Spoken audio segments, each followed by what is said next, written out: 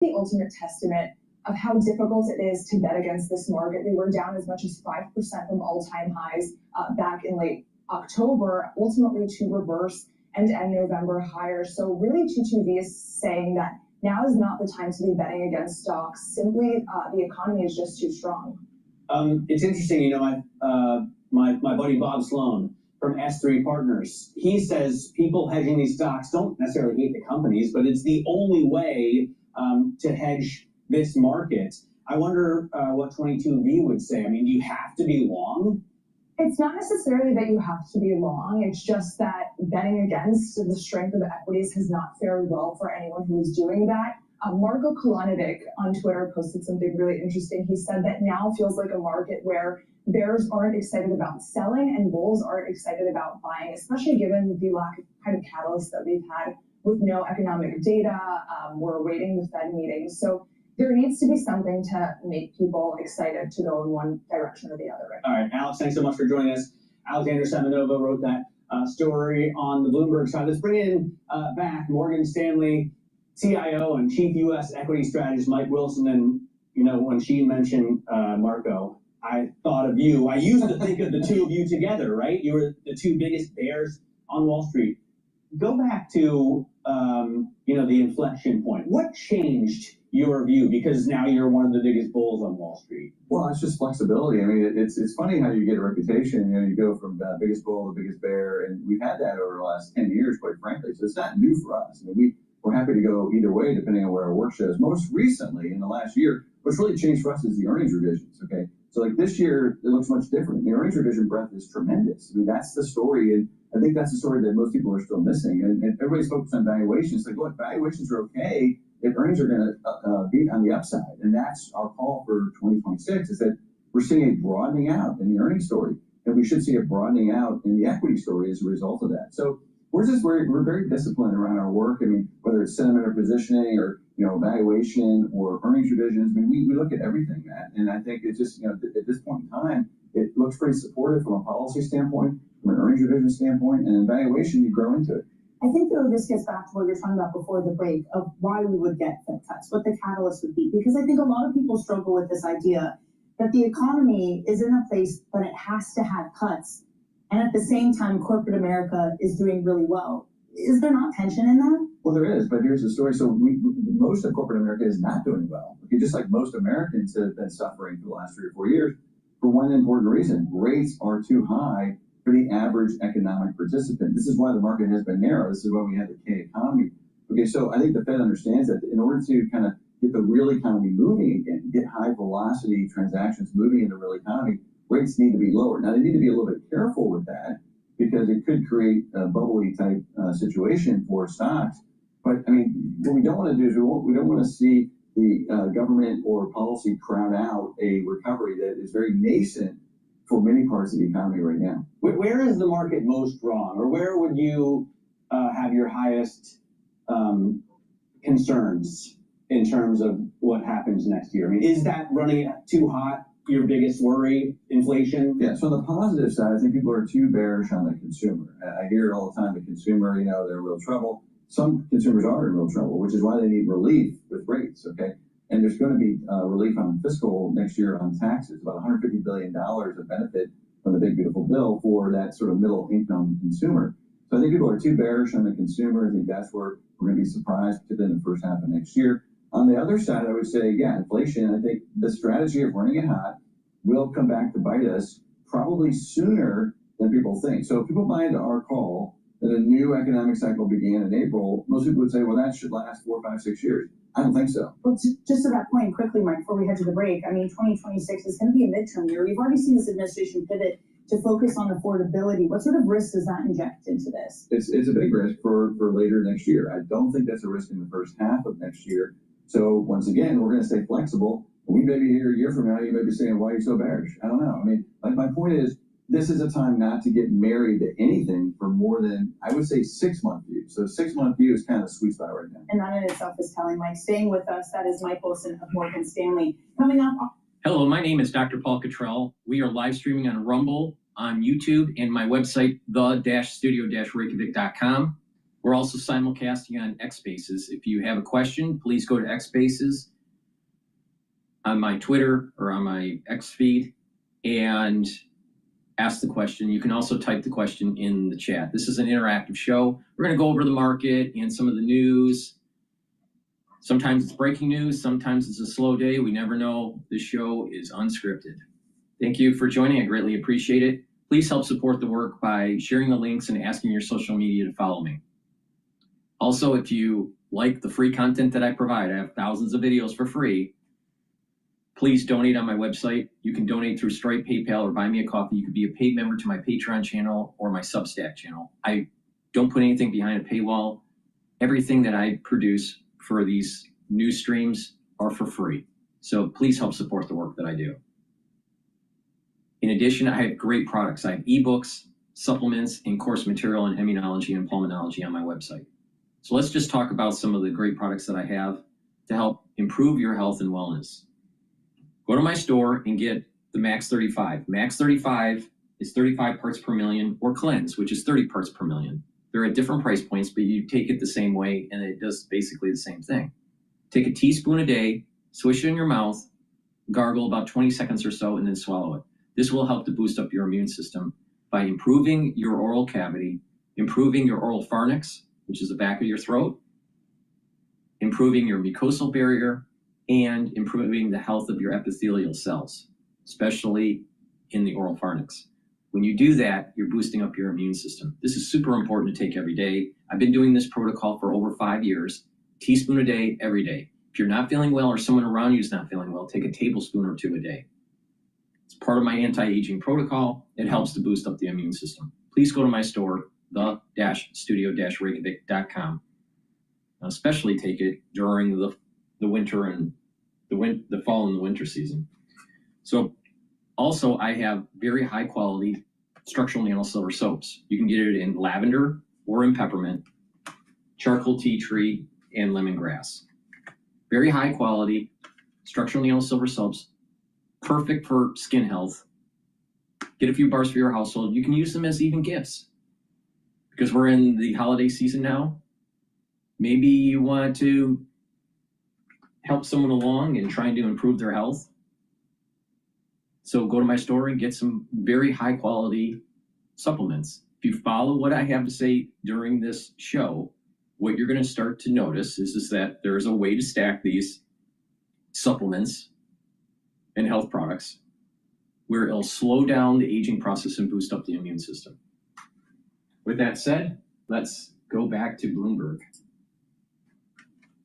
It's Mike Wilson. Mike, so 7,800 is the call for U.S. stocks for next year. How much of that, though, is U.S. beating out the world versus the rest of the world doing even better? Yeah, I think it's both. I mean, the rest of the world can do better. I mean, we've had this call for 3 years. We've been in this sort of rolling recession, non-participatory kind of recovery.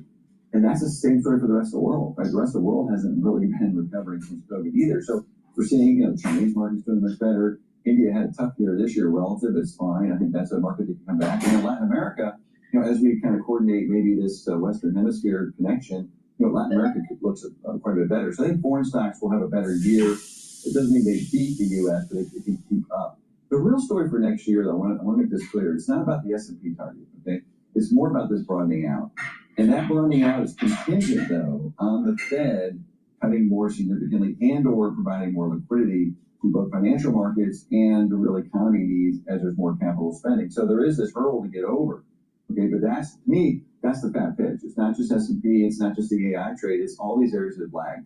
Right, which is, when I look at the outperformance of the rest of the world, the strange thing is they don't have the AI play that we have, right? They don't have the Mag 7, and they continue to do better. We'll talk more about this. We got to go to a break right now. Mike Wilson is going to stay with us, though. Right now we're looking at futures rising into the cash trade, the opening bell on the other side of this break.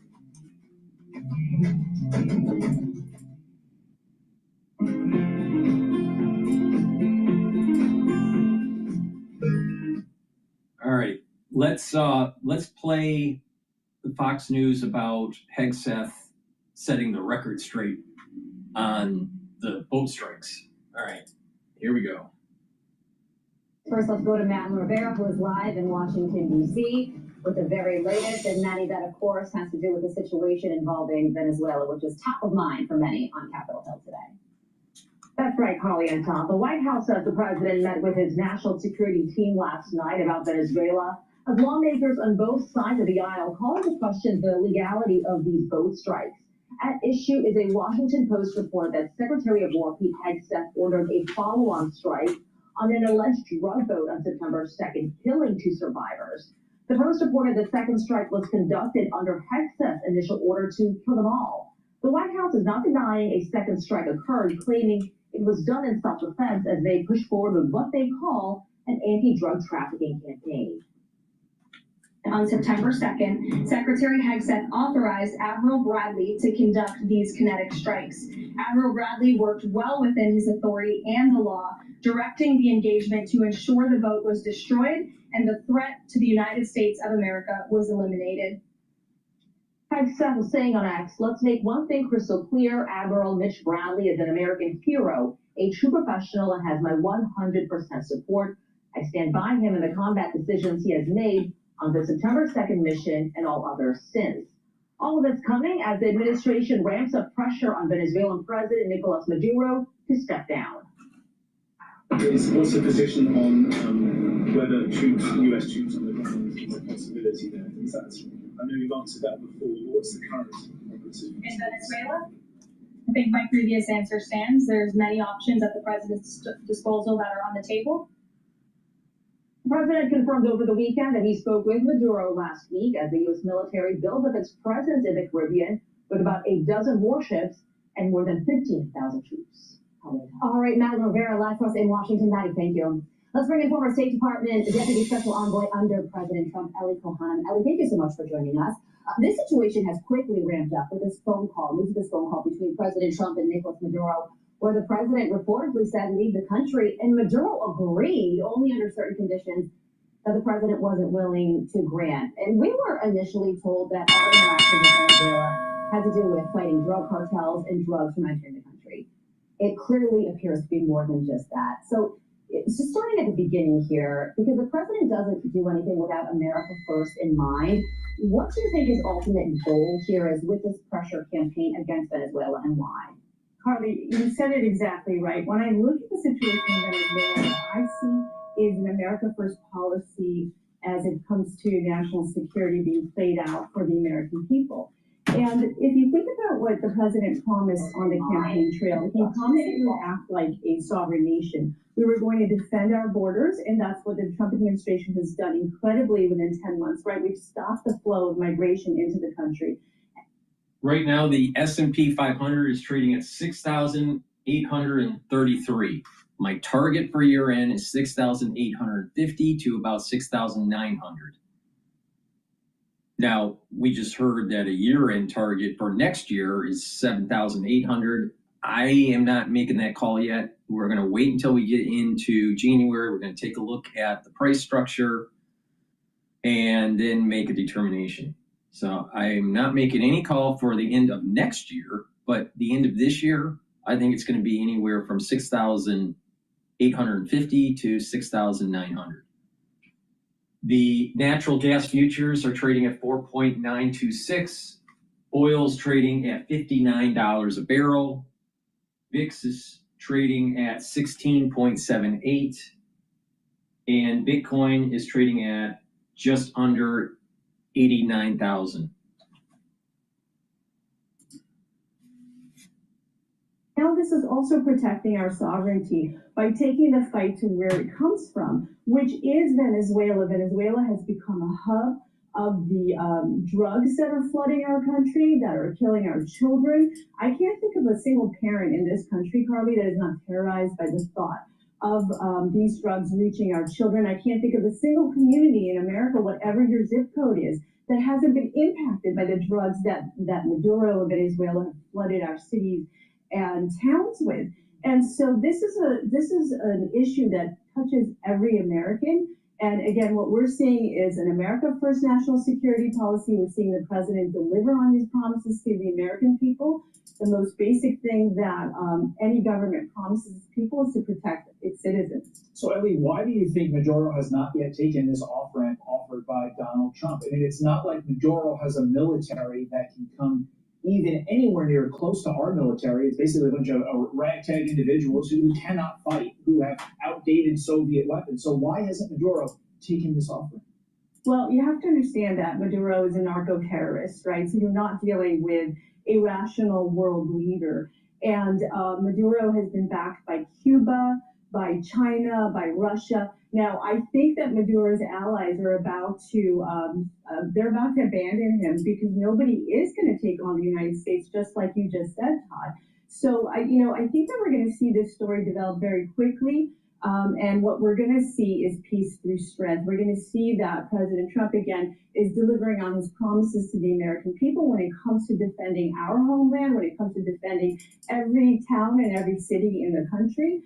And again, putting our adversaries on notice that when it's necessary, the president has the full disposal of the U.S. military might at his hands, and he can take action when he deems necessary. And I also want to make a point here, Todd, that let me just interject. It's about time we have a president that actually is issuing a kinetic war against drugs. Now, the problem that we're having in the United States is a demand and a supply issue.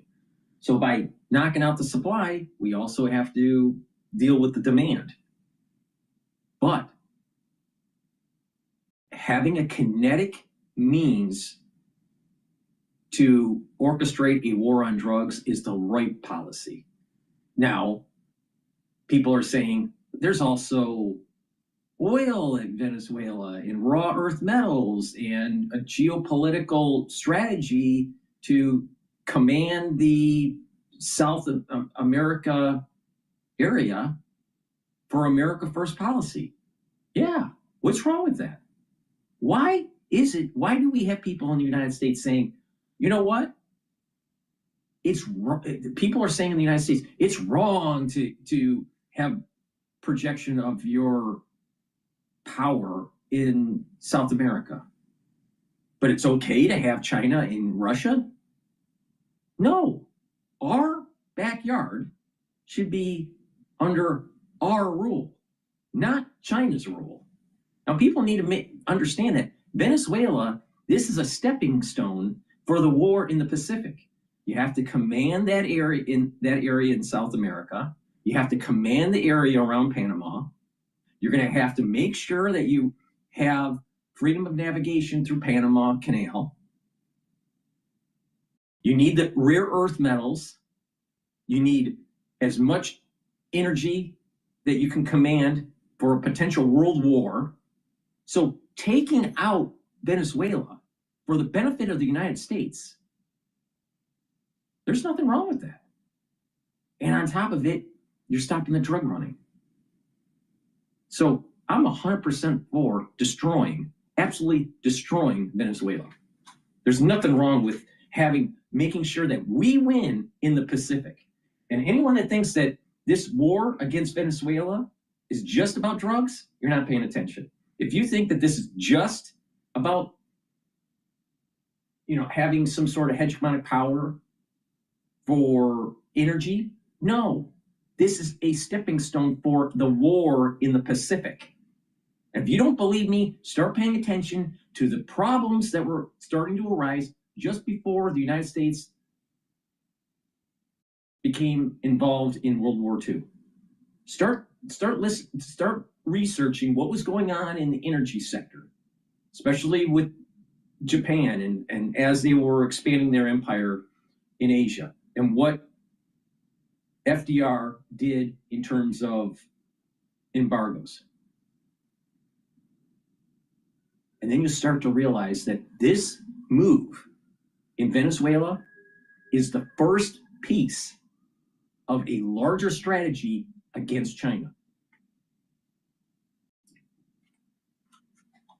Legal rights to do what he's doing right now. We're hearing a lot of noise from the Democrats that would mislead the American people. But let's remember that the Trump administration has, from its outset of coming back into office, they declared both Tren de Aragua as a foreign terrorist organization and now Cartel de Solis.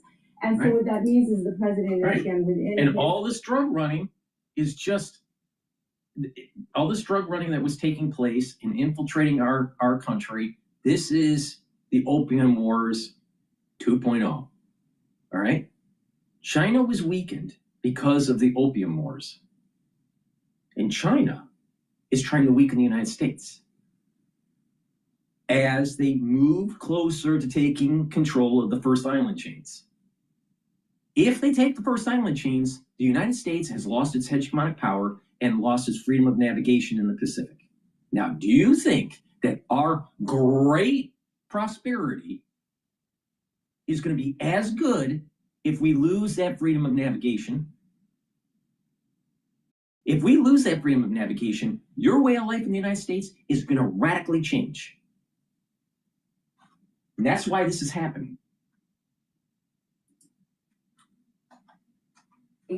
As our commander-in-chief to take action as necessary unilaterally. Yeah, and there was news that Russia sent a team of people to Caracas to try and support Nicolas Maduro and advise him during the situation, because the thinking is that if a pro-America government enters power in the country, and I suspect what's happening is that, because I watch the energy sector pretty closely because I'm a very active energy trader. So what I'm noticing is that natural gas is starting to pop up. Now, yes, it's getting into near the end of the year and cold weather is coming and natural gas futures normally go up. It's trading at 4.9. Now, oil is trading below $59 a barrel right now. It's at 58.75. I think Trump got on the phone, talked to MBS, and basically said, MBS, hey, make sure that you have supply being pumped in the Brent crude market, because when they start striking once the United States starts striking Venezuela, potentially a land invasion, who knows? I doubt it's a land invasion, but we're going to start striking Venezuela. I wouldn't be surprised that it happens this week, maybe next week, but it may even happen tonight. It's probably going to start at night. All right, but it's going to happen. It's going to happen soon. The energy sector is gonna pop. So Brent crude is gonna go up, probably about $4 a barrel. Now, how long this lasts? I suspect that the missiles and that first strike, the missiles and the bombers, so that so we have like a naval attack through shooting missiles, and then also Air Force going in and knocking out certain facilities. That's going to be within the first 24 hours. There's probably going to be a sustained hit, probably within 72 hours. Then it'll probably calm down. I think within that 72 hours, you're going to see oil pop maybe $4 or $5 a barrel. And probably what will happen is that natural gas will also pop, maybe $1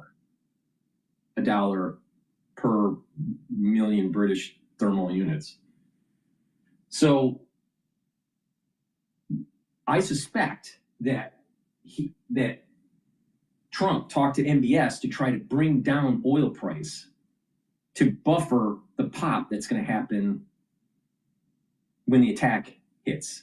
So if it's trading, when we hit possibly tonight, if we hit and it's trading at, let's say, $59 a barrel, you're probably looking at a $64 or $65 a barrel immediately during the hit. So for people that are watching the energy market, watch for this pop. I think it's going to happen.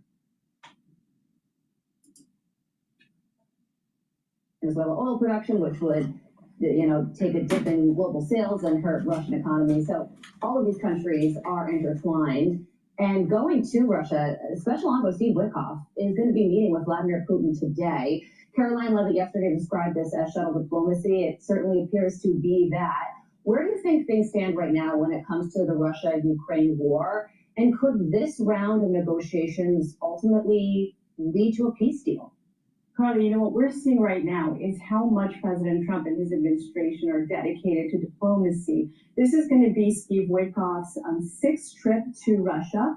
He's going to Putin with a 19-point plan that was developed by Special Envoy Witkoff and a former senior advisor to the president, his son-in-law Jared Kushner, on the heels of their successful peace plan with Israel and Hamas. And this 19-point plan includes the input of both the Ukrainians, the Russians, even the Europeans. And so what, I think we can hope to expect is that Special Envoy Witkoff is going to deliver both carrots and sticks to Putin.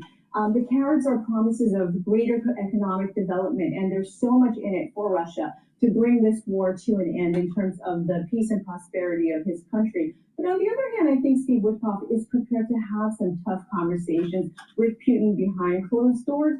That could mean anything from increased U.S. sanctions, more military supply to the Ukrainians. All of that is. And the reason why Trump wants to end the whole Ukrainian-Putin war is he doesn't want to have to deal with Europe and Asia at the same time. He needs it to ramp down. He needs to get Zelensky to buy in and Putin to buy into a peace plan so Trump can start getting ready against China. And the thing about Steve Witkoff is that he is President Trump's trusted emissary.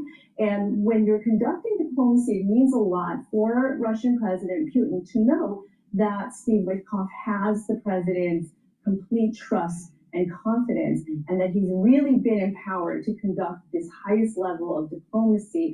Now, I do think what we can expect is that if Special Envoy Witkoff is able to deliver that message, we will eventually need President Trump to step in, right?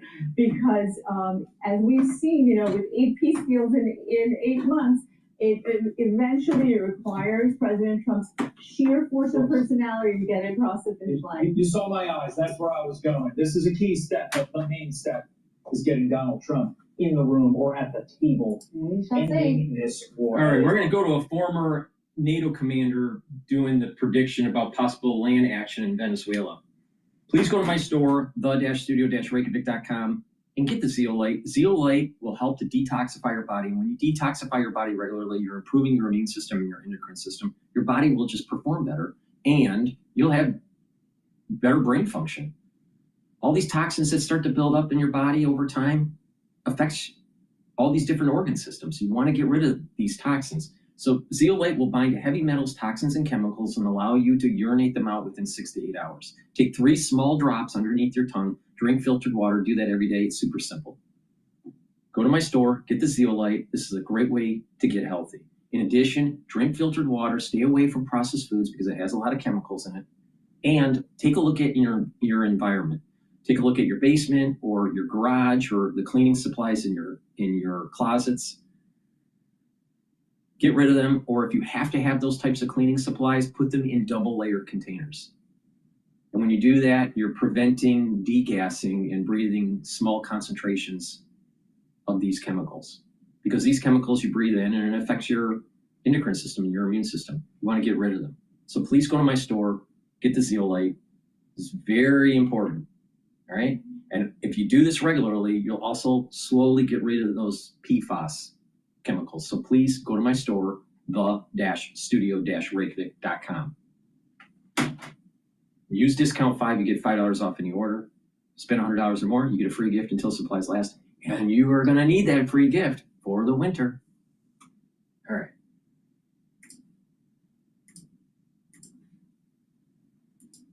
CNN's Betsy Clyde is live there this morning. Clearly, the White House knows there are questions, and not just from Democrats this time. Yeah, they are facing questions from both sides of the aisle about whether they potentially committed a war crime. And this comes after our colleague Natasha Bertrand reported over the weekend that the U.S. military carried out a second strike on an alleged drug boat operating in the Caribbean on September 2nd, after it was assessed that a first strike did not kill anyone on board. Sources familiar with the matter say that when the initial strike appeared to disable the boat and cause deaths, it was then determined that there were survivors. A second strike was launched on that boat, killing 11 people in total and sinking the ship. Now, one of the sources says that Defense Secretary Pete Hegseth ordered the military before this operation to ensure that everybody aboard was killed. It is not clear if he knew that people were alive after that strike. Now, lawmakers on both sides of the aisle on Capitol Hill now calling for investigations and questioning the legality of this. President Trump fielded questions from reporters as he made his way back to Washington last night. Listen.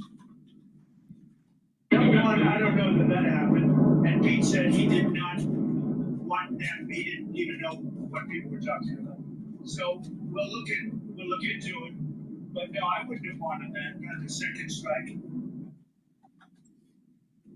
Now, the U.S. military has amassed a massive show of force in the region and carried out about 20 known strikes on these drug vessels in the Caribbean, plus one in the Eastern Pacific. There are about 15,000 U.S. troops in the region, along with more than a dozen warships, and we are learning that this evening. My understanding, you got to put it in the context, okay? Let's just assume we don't want the rare earth metals and the energy from Venezuela. Of course we do. Let's just assume that we don't want hegemonic power in the South, in South America and in the Western Hemisphere. Of course we do. But let's just put that aside. There are anywhere from 50 to 80,000 people, I think it's closer to 80,000 per year, that die from drug overdose. 80,000 per year. That's more than all of our casualties in the Middle East post 9/11. Now put that into context. 80,000 a year. Now let's just lowball it to 50,000 a year, which is still too high. Do you really care what we do to the drug runners? With a second strike, with a double tap? Maybe we should quadruple tap. Maybe 10 tap, 20 tap. Who cares? You know, it's time that we actually have a president that has some balls. Meeting with top members of his cabinet to discuss next steps, John. Yeah, I keep hearing that sound from the president. The verbiage is so interesting there. He doesn't categorically say there wasn't a second strike. That's what Congress wants to investigate right now, and that in and of itself may raise some very thorny questions. Betsy Klein, thank you very much for your reporting on this. Kate. And last night I saw Jesse Waters from Fox State, and I didn't know this, but it's true. Obama did a strike in the Middle East. Didn't kill everybody in a caravan hit. And they went back and killed them in the caravan hit. So he double tapped. So if it was okay for Obama, why can't you do it for the drug runners? Oh, a Democrat can do it, but Donald J. Trump's administration can't. What they're trying to do is trying to find some way to try to kick out Pete Hegseth. Why? Because he actually told the generals, get in shape, put on your war face, and start killing. And you got a bunch of liberals going, no, we got to have a peaceful Defense Department. What? What? This is how you lose your empire, by having a bunch of wusses that have a bunch of participation medals on their uniform. These generals haven't won a war in a long time. Korea wasn't won. Vietnam wasn't won. Do you think Iraq and Afghanistan we won? What war did we win post World War II? None. Zero. Zero.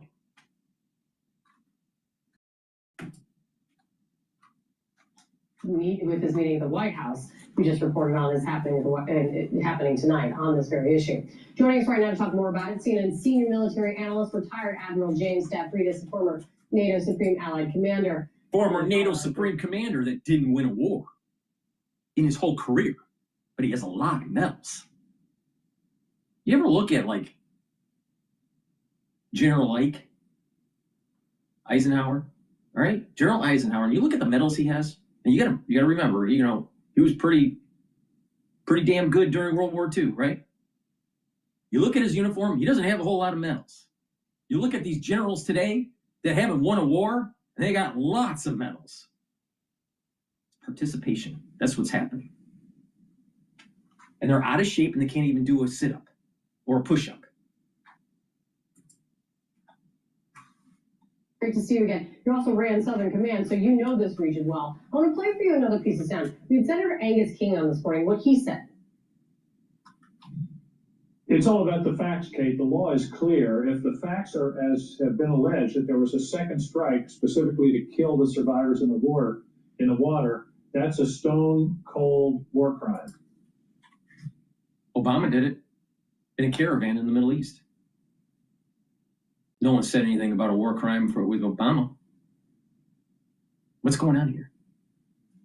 Oh, it's okay. You see, what it is the CIA wants this to stop so they can continue their black ops doing the drug running. See, people need to pay attention. There is an infighting within the deep state. Now, some people use the term black hats and white hats and all this stuff, but the thing is that we're seeing it right here. This is the conduit for the black ops, for the CIA.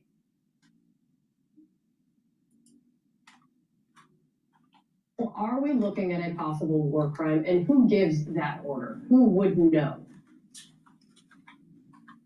Yes, I think Senator King is exactly right. I think the president is right when he says he would not have wanted that. I can't imagine any American would want us to machine gun survivors in the water. This is the functional equivalent of that. World War II, the Nazis did that. We didn't do that. So I think this one screams for a serious under oath investigation.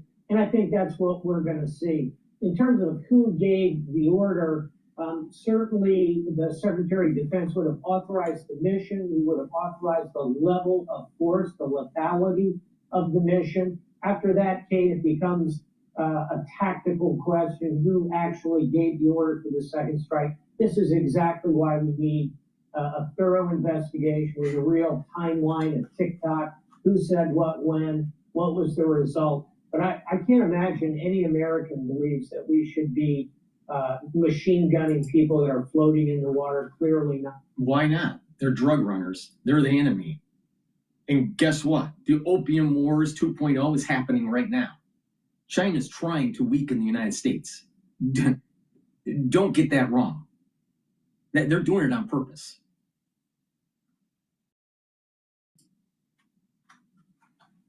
The United States.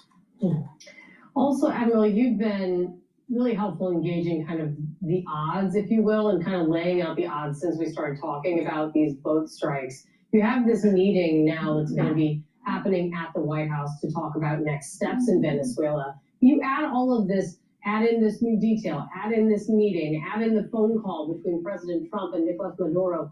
How likely are land strikes now, do you think? I think it's My energy bill dropped from $150 to $50 by doing this. My friends laughed at me when I spent $49 on a power saver device that could cut my energy bill in half. They thought I got scammed. But when I showed them my super low energy bill, they were blown away. Check that out. I think it's a 2/3 chance we're going to see some form of strikes. Let's be clear here, Kate. What I think 2/3 chance we're going to see are drones, Tomahawk missiles, maybe some manned aircraft, probably going after drug-related sites. That fits in with the narrative the administration has laid out. What I think is unlikely, kind of highly unlikely, are a significant number of boots on the ground, maybe some special forces here and there. I think even that is very high risk. So at the meeting tonight in the White House, I think the president will formally receive these options, take advice from his cabinet, make a decision. I think it's a 2 in 3 chance over the next few days, this week, that we see some strikes. Break. The countervailing thought would be a good one, which is the ongoing potential conversations between the president and Maduro. Let's hope President Maduro wakes up to the reality of what he's looking at and decide, now's a pretty good time to head out to a hacienda outside of Havana. I hope he does that. If not, strikes are 2 and 3 chance. Let's get right to CNN Chief National Security Analyst Jim Sciutto for the latest. Again, I was struck by the fact that President Trump says, I don't know what happened, and Pete said he didn't want them. So what do we know about what actually happened? And Trump said he wouldn't have wanted a second strike on survivors as well. And that gets to what you said right correctly, John, is that there's been bipartisan question and to some degree outrage at this strike. And to be clear, there were already bipartisan questions about the strikes prior to this particular one, questions about the legal justification for using deadly force against these drug boats. Now you have this second issue, that the first strike so they can ship the drugs to America and kill 80,000 Americans per year, but there are people out there that want to say Trump's a bad guy from shooting boats in the international waters. What? See, this is the land of Wussyville. Land of Wussyville, and that's how you lose your hegemonic power, when you just Wussyville your whole society.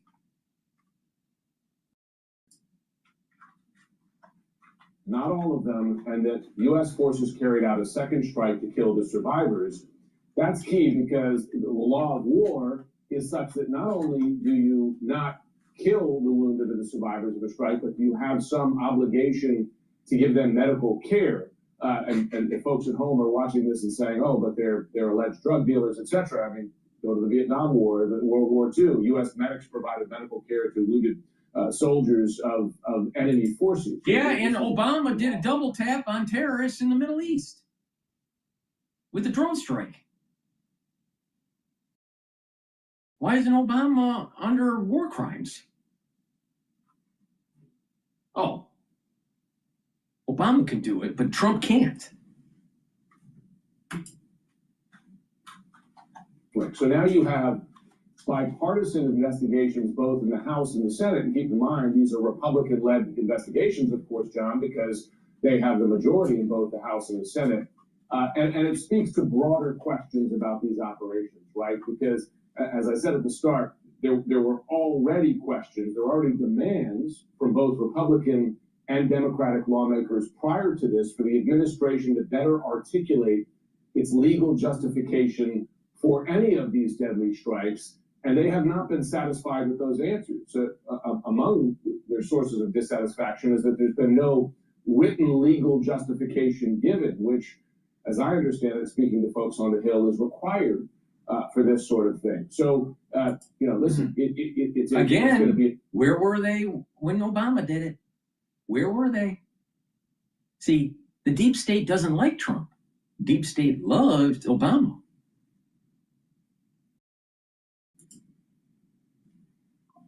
Major issue for not just this administration, but also the Defense Department as these investigations go forward. Yeah, and again, as Senator Angus King just said, the facts will largely dictate this. If there was a second strike, if there was a strike on survivors, that in itself may cross a line there. Then the question is, who authorized it? These are questions that will, I think, be answered over time. Jim, meanwhile, President Trump, we're learning, had some conversation with the Venezuelan leader, and this is happening sort of separate from this but connected. The Venezuelan leader, Nicolas Maduro, what's going on there? So President Trump acknowledged that he had a phone call. He didn't describe the phone call, and he wouldn't say whether it was a good or a bad one. He said it was just a phone call. Similar from Venezuelan officials, they won't say what was said or whether any progress was made there. But I think, John, that this is part of, it's become sort of standard to this whole Venezuela military buildup, right? That you have a buildup, but then you have a phone call. You have the president over the weekend saying, consider Venezuelan airspace closed, but then saying, hey, don't take that to mean that U.S. strikes are about to follow. There's been a theater quality to this operation, right? Because you have a good fifth of the U.S. Navy right off the coast of Venezuela right now, a force commensurate with at least the possibility of ground operations or even an invasion, which hasn't been used. And it seems that the administration's hope is just the appearance of that force, and threats like we're going to close the airspace will be enough to push Maduro from power. That hasn't happened yet. There were questions over the weekend because Maduro hadn't been seen publicly, but then he showed up at a public event there So he certainly hasn't left yet. It raises another question, John, right? Like, what is the actual goal of this? Is the U.S. on the verge of major military action in Venezuela? Or is this for show, hoping that that show of force is enough to force him from power? We just don't know. But we do know they're talking. What was said in that call? Was it an invitation to leave the country? Perhaps.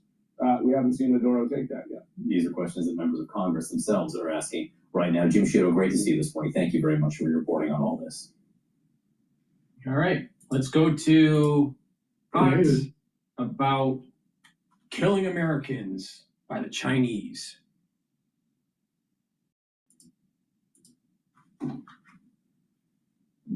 Tensions are growing between China and Japan over the future of Taiwan. China's defense ministry is sending a new warning to Japan that it will, quote, pay a painful price if a line is crossed in Japan's latest plan to deploy missiles near Taiwan. However, Japan's reportedly denying claims that President Trump asked the Japanese Prime Minister to avoid provoking China.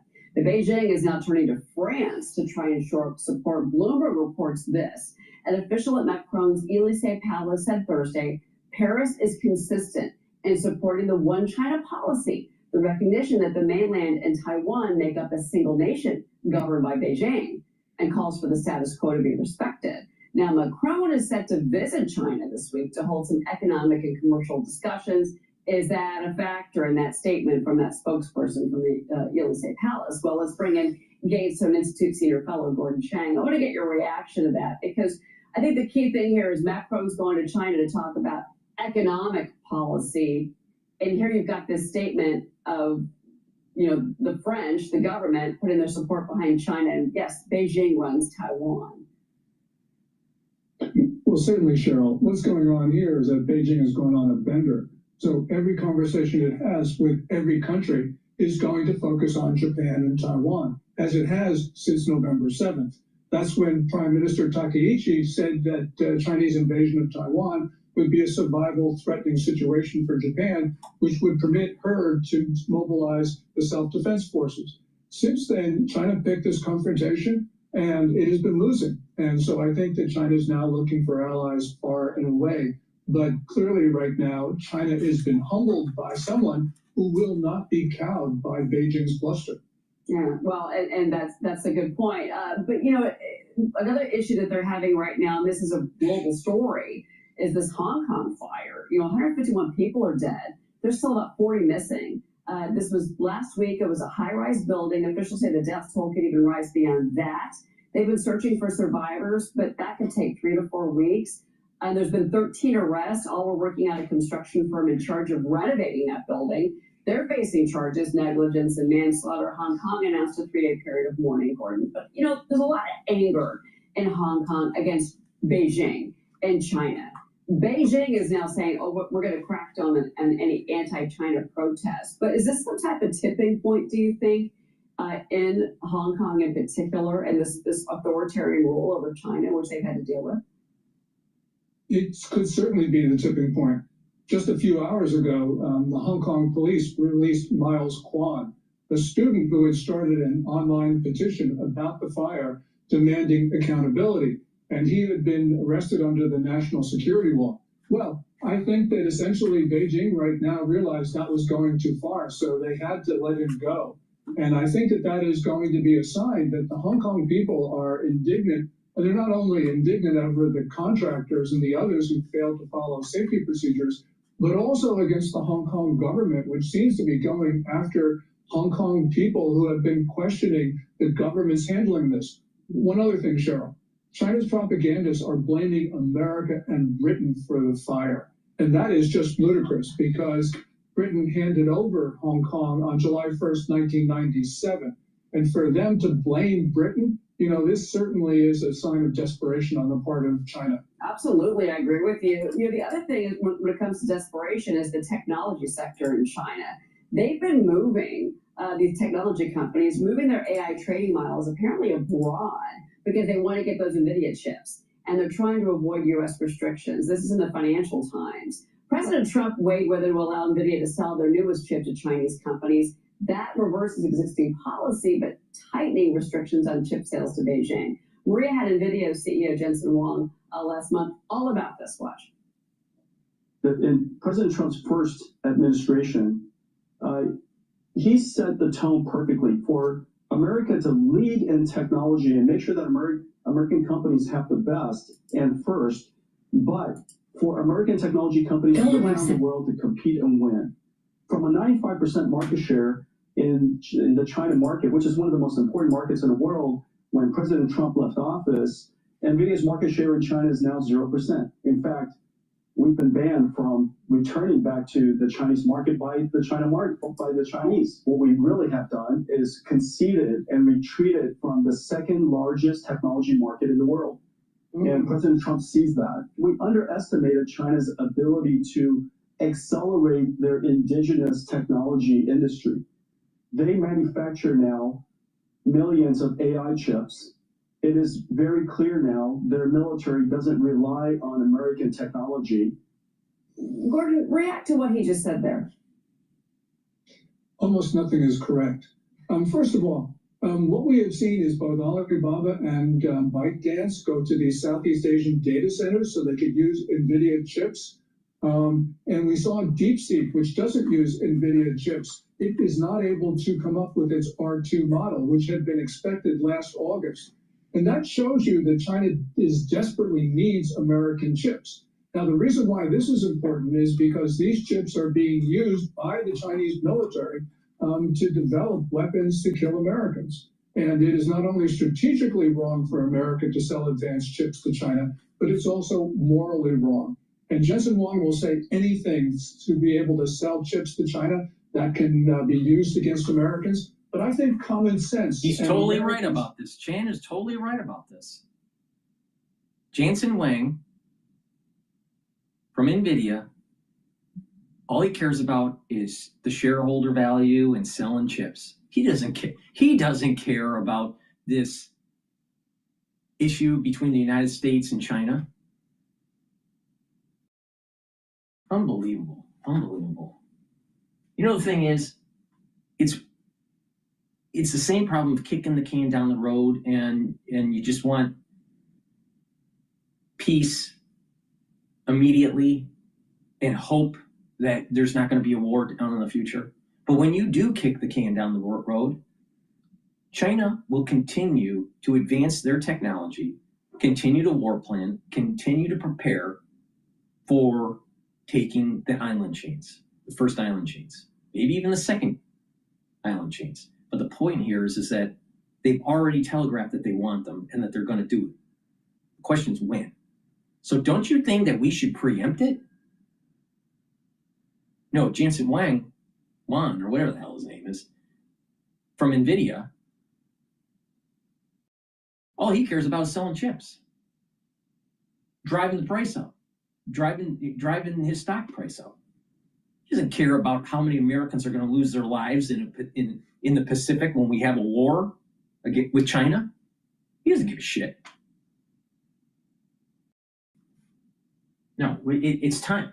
We need to stop kicking the can down the road, and we need to start preparing for this eventuality in the Pacific. And the war that's going to happen is going to be a kinetic one. It's going to be heavily involved with high technology. It's probably going to be the first major drone war. I mean, we have a drone war in the Ukraine, but what's going to happen in the Pacific is going to be like Star Wars.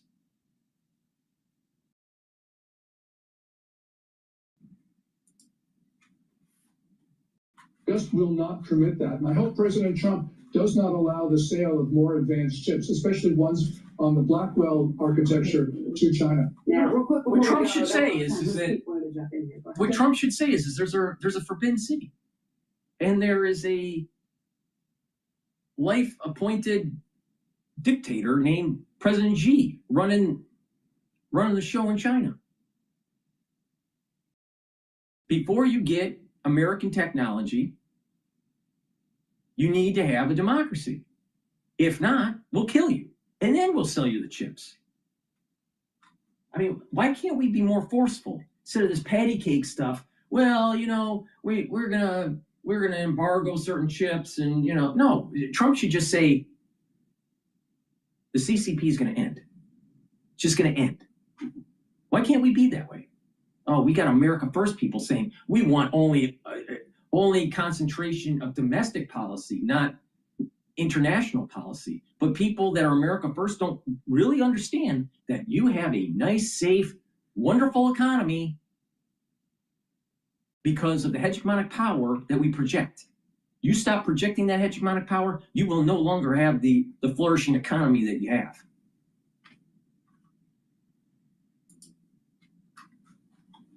Gordon, you have been very critical and rightly so about China's economy, showing that it really has been under pressure, slowing down and stuff. And yet their stock market has had a banner year. Is that because of their AI breakthroughs, or how do you really explain that? I think part of it is because the Chinese equities had fallen so fast. And essentially, the Chinese government then decided it was going to ramp up the equity market by putting government money into it. And nothing gets foreign money faster than a rising market. So I think essentially that's it. But you look at the Chinese economy, especially the numbers that have come out over the last couple of days, it shows that the economy in China is clearly contracting. The PMI for manufacturing, the PMI for services, the earnings of the defense contractors, all of this just shows that China's economy is getting smaller, not bigger. Gordon Chang, it's always great to have you on the show. Thank you for being here. Thank you, Cheryl. All right, we'll be right back, everybody.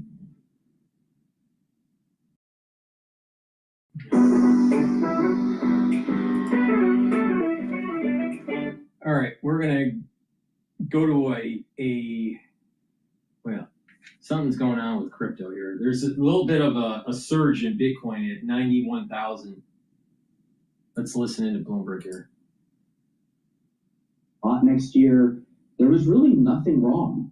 It reminds me of that the only thing to fear is fear itself. And it seems to me that a couple things happened. One, there was some issue with the market maker. I can't prove it, but there was, I think, a little bit of a market maker maybe caught with too much leverage. That caused a little. And then a lot of these OGs who have been in Bitcoin since like 10 years ago, and now they're older, they probably want to like do adult things like buy a house or something. And I think a lot of them saw the 110,000 to 120,000 start to be a range, and it wasn't going to go any higher. So I think there was like what we call the silent IPO. A lot of them are like, okay, I'm going to cash out. And that sort of, I think, put a ceiling on the price. The ETF investors have held up their end of the bargain, though. I mean, there was a $3 billion of outflows in the past month, but that's after a 35% decline. And that's only 3% of assets. So they're holding up, all told, $22 billion into the Bitcoin ETFs this year, which is a lot of money. So a lot of this sell-off is, as I tell the crypto natives, the call is coming from inside the house. They try to put it on the ETF sometimes, but this is not the boomers. This is them.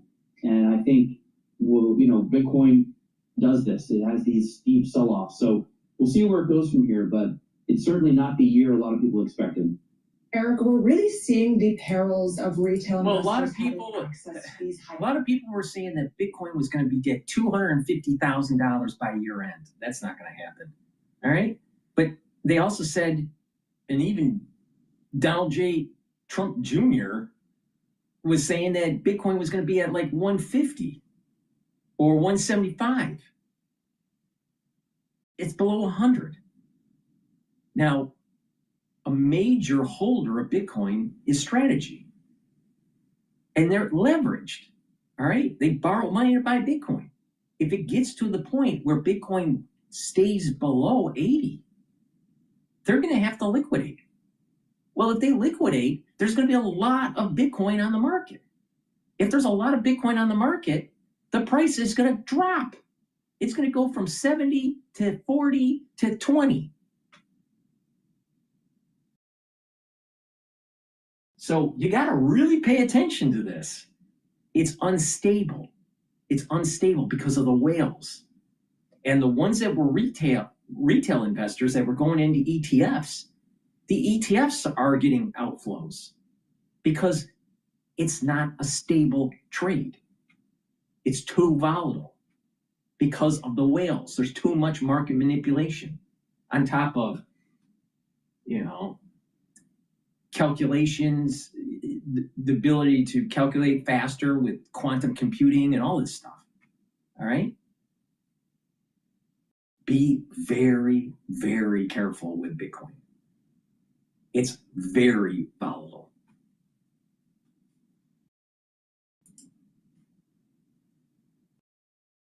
Products play out. Do you think that the industry has gone too far by offering them to mom and pop investors? Yep. So I don't think so. I think Bitcoin has paid its dues. If you know, the one thing about Bitcoin I think you have to respect, and I did before I really learned more about it, I always respected its ability to come back from near-death experiences. Because if you look at tulips or beanie babies, which it gets compared to, they were one and done. The only reason is the whales are coming in.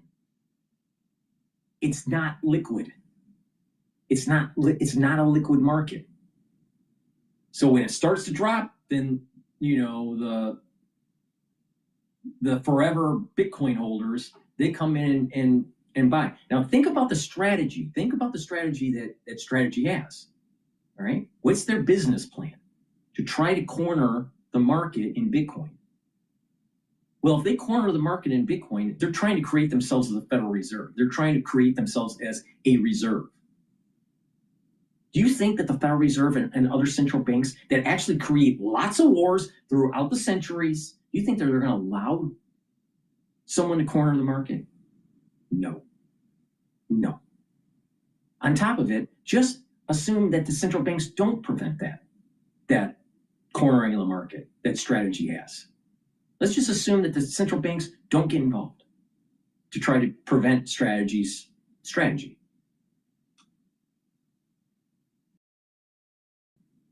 Think about a liquid market. If you have someone hoarding, do you have a liquid market? Anyone that tries to hoard assets doesn't create a liquid market. And when they start dumping, it creates a behavior that's asymmetric. And what starts to happen is there's a big sell-off. The whales, because of them selling or them buying, create this big move up and down. If you had a very liquid market, it would just move up a little bit, go down a little bit, move up a little bit, go down a little bit. If there's some change in the economy, then there would be a jump to fusion, and then it'll go up a lot or down a lot, and then it'll start to harmonically oscillate. You look at all currencies that are very liquid, like the pound, the yen, the US dollar. When there's a change in the economy, let's say that's positive, then it'll strengthen their currency relative to other currencies. There'll be a jump to fusion with the trade ratio for different currencies, and then harmonically oscillate. If there's something negative about the economy, the currency will depreciate, it'll go down, and then it'll harmonically oscillate. That's what a liquid market does. Do you see that with Bitcoin? No. Why? Because it's not a liquid market.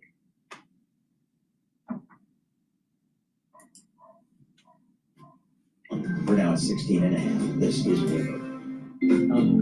All right, let's listen into, maybe before we go, inflation fear surge as America blows billions online.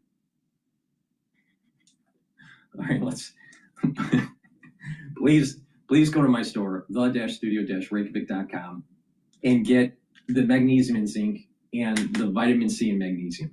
Magnesium is super important to help the efficacy of vitamin D3. Magnesium also helps with brain function, super important, especially if you're 40 years of age or older. And magnesium and zinc will boost up your immune system. And vitamin C will help with your skin. So this is a great stack to help with your skin, your brain function, and your immune system. Take it every day, slow down the aging process. Now, why does taking this stack slow down the aging process? If you boost up your immune system, you're not as sick. If you're not as sick, you actually age slower. If you are sick chronically, you age faster. It's that simple. Please go to my store and get heirloom barley. Heirloom barley is very high quality micronutrient protein. It's a month supply powder. Mix it with soft foods, filtered water, a smoothie, or even with milk. It helps to detoxify your body, brings down inflammation, and soaks up free radicals. And when you do that regularly, you're actually improving your immune system and your endocrine system. Reducing inflammation and detoxifying will help with your brain function, help with the health of your neurons. By bringing down inflammation at the vascular level, it's going to help to reduce plaque formation. So by taking this, you're actually slowing down the aging process, because it's about detox, bringing down inflammation, soaking up free radicals. Please go to my store and take this every day. This is a month's supply. Use discount 5, you get $5 off. If you spend $100 or more, you get a free gift. And that gift you're going to need for the winter season.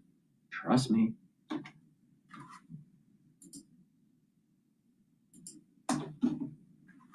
We actually have a great start to your Tuesday. Dow up 76, S&P up 18, NASDAQ up 99. So we're reversing what happened yesterday because obviously we had pretty rough day at the office yesterday. The Dow dropped more than 400 points, as you can see on your screen. The S&P 500 fell more than 0.5%. Some investors, though, are arguing that markets are due for a pullback after months of steady gains in 2025. Crypto is part of that retreat. Bitcoin slid 6%. Worst day we've seen since March. Bitcoin right now, as you can see on your screen, 87,000 and change.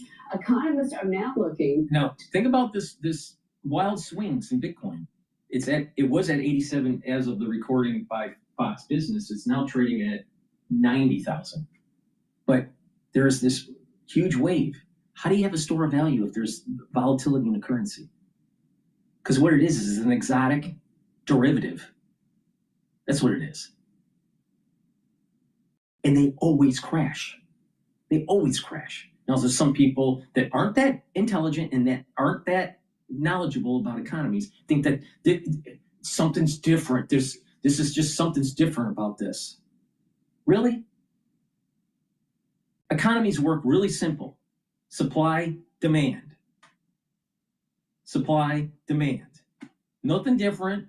It's been like that ever since the dawn of man. Supply, demand.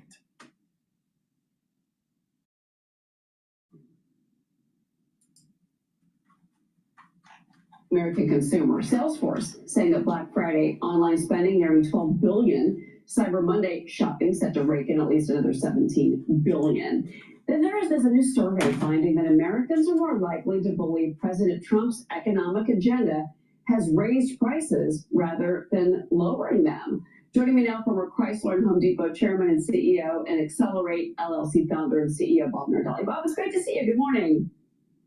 Good morning, Cheryl. Thank you for having me on. Yeah, so let's start with the state of the consumer. Looking at these numbers on Black Friday and then again Cyber Monday, which is the latest numbers we have, $9.1 billion was spent online yesterday, according to Adobe Analytics. That's a 4.5% jump year over year. So what we're saying Americans are spending, how do you interpret this? Well, I think we need a really good AI agent to try and figure out this consumer, Cheryl, because exactly your opening comment. You know, we hear a lot about affordability, a lot about. No, you don't need an AI. No, you don't need an AI agent to understand the consumer. What you need is people to actually get off their fucking phone so they can rewire their brain correctly, so they can think. See, the big problem is that everyone's on social media and they become stupid. And even supposedly the experts, and this guy that she's talking to used to be the second guy for GE under Jack Welch. They didn't elevate him, and so he went to, I think it was Home Depot, to run it. He's just one of those MBAs, Jack Welch MBAs.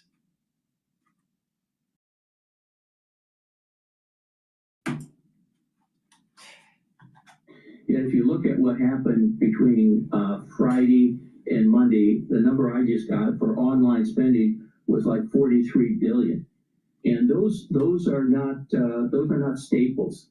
Those are discretionary buys. So we hear a lot about increase in. In my previous videos, I think it was 2 videos ago, maybe 3 videos ago, most of the money is going to clothes in electronics. Now, spending went up. 4.1%. Now, if spending went up 4.1%, they're not talking about unit sales. They're talking about dollar sales. Now, prices went up. How much of that price went up relative to this 4% increase? How much of that 4% increase is due to inflation? I'd really like to know that. And subtract the inflation out of it. Are we better than last year or worse than last year in terms of dollar sales? I suspect that things aren't as great as they're saying. Because if you're doing comps, and let's say you sold $100 million worth of product last year, and you're selling $110 million this year, you say, well, I have $10 million more. 10% higher. But let's say 100% of that 10 million is just inflation. Well, did you do better than last year? No, you're broke even. So where's the inflation adjusted number?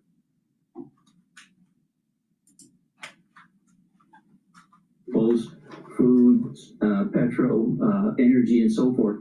But I don't know, this consumer has really come off their sofas and really spent a ton of money, over $43 billion, just online in the last 4. And a lot of people are buying this on credit.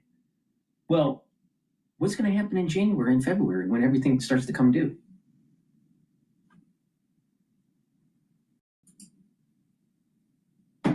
Hey, so we'll have to wait and see whether they dipped into their savings, whether they loaded up their credit card. See? We'll see what happens at the turn of the year. See? What kind of exposure they put themselves into. But they and he's got a fancy MBA.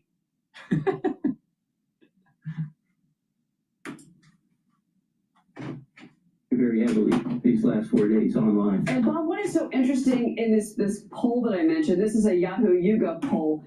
This is late November. 49% of respondents said that President Trump has done more to increase prices, 24% saying he's done more to lower prices, and then 17% about the same. So you see these Americans spending in first blush of what we've gotten over the last 5 days. I'm going to go over to Bloomberg here. They're talking about the holiday momentum builds for online sales. Let's just listen in. This dovetails into what we were just listening to.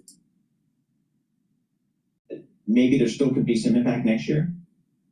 Well, if you think about when the tariffs were implemented, it really affected the back half of this year, right? So when you go into the first half of next year, you're up against comparisons where there really wasn't a tariff impact. So that's one thing that you have to deal with. The second thing is that prices are going up. I'm not, we did see select price increases. In fact, Nike came out and said that they're directly raising prices, but on select goods, and I think that's the approach that most retailers have been taking is we'll raise prices where we can and where we know we can't, we'll absorb it, or we'll offset it otherwise through efficiencies and supplier kickbacks. So that's what we'll continue to see happen next year. But there is still some pressure. Now we'll see what happens next week, right, where the court ruling could be that the tariffs are just unwarranted and are unlawful. And if that happens, then I think we have some positive surprises in for us next year. I think somebody's got to pay back somebody at some point for those tariffs. I don't know how that's going to play out. That's next week. We'll worry about that next week. Punam Goyal, thank you so much. We appreciate that. Punam Goyal, she covers all the retail stuff. Now let's go back to Fox News. Intelligence.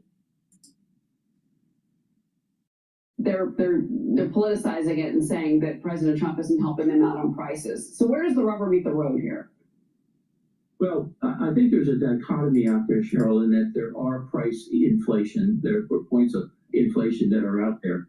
And if you look at automobiles, for example, was another area where they're complaining about higher prices. And that's because used cars inventory is down. That's because the auto industry has really shifted to the higher price, higher feature and appearance vehicles. The volume on automobiles right now is down 15.7 SAR, seasonally adjusted rate. When I was at Chrysler, it was somewhere around 19 million units. So we're seeing the production level down. We saw where Ford just discontinued their F-150 Lightning. So again, some of the high prices we're seeing there are a result of not what President Trump has caused, but what's happening with the Biden administration when we saw 40% wage increases in the auto industry with UPS, etc. Yeah, this guy reminds me. Okay, so I had to look up something get my memory back here. Nardelli, he was GE. He was superseded by someone else because he was going to be running GE after Jack Welch, but Jack Welch decided to pick someone else. Nardelli went to Home Depot. Then Nardelli eventually ended up at Chrysler. This cocksucker is the one that destroyed Chrysler. Now Chrysler isn't an American company anymore. You know why? Because of an MBA that didn't know about cars. Now I know. It's all coming back now. Another MBA that doesn't know about cars. Bob Nardelli. Good job. Good job. Stupid ass.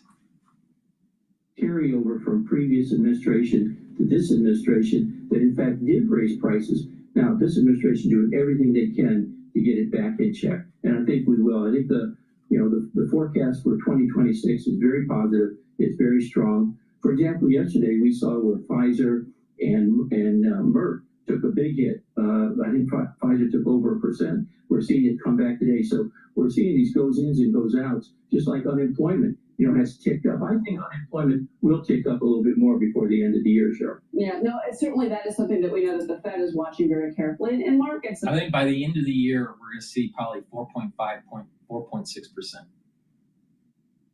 But that data won't be available until January.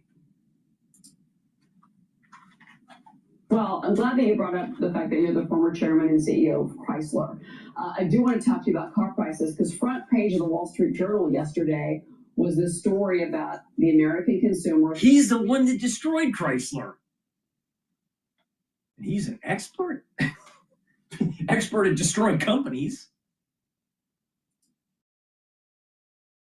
Losing patience with high car prices, opting to either downsize, buy used vehicles, take out longer loans, or simply hold out for better deals. So what did you make of that? There's also, of course, we know this huge pullback from EVs because the subsidies expired, and Americans are saying, without those subsidies from the government, I'm not interested in an electric vehicle. Well, let's pick up where you left off there on EVs. When's the last time you heard people complaining about charging of EVs? It used to be range anxiety, then it became charging anxiety. And today, every available electron is being funneled towards data centers. And I think the thing that will pace the ability to implement and get data centers up, we can put up a building, you can put up tip walls and so on and so forth. But the real challenge will be to get the energy. If you look at GE Vernova, GE Power Systems that I ran, they've got an 8 to 10 year backlog. And you could put up a data center quickly. It takes years to get a power plant in place. So we're going to see a real collision here between the demand for AI, just like we saw early on, demand for EV. And I think the thing that will really pace the ability to implement AI will be the power source in our country. It's an interesting connection that you... Energy is going to go up, the cost. That's what's going to happen because we have not invested in our infrastructure. That means natural gas is going to go up. That means coal is going to go up. Your electric bill is going to go up.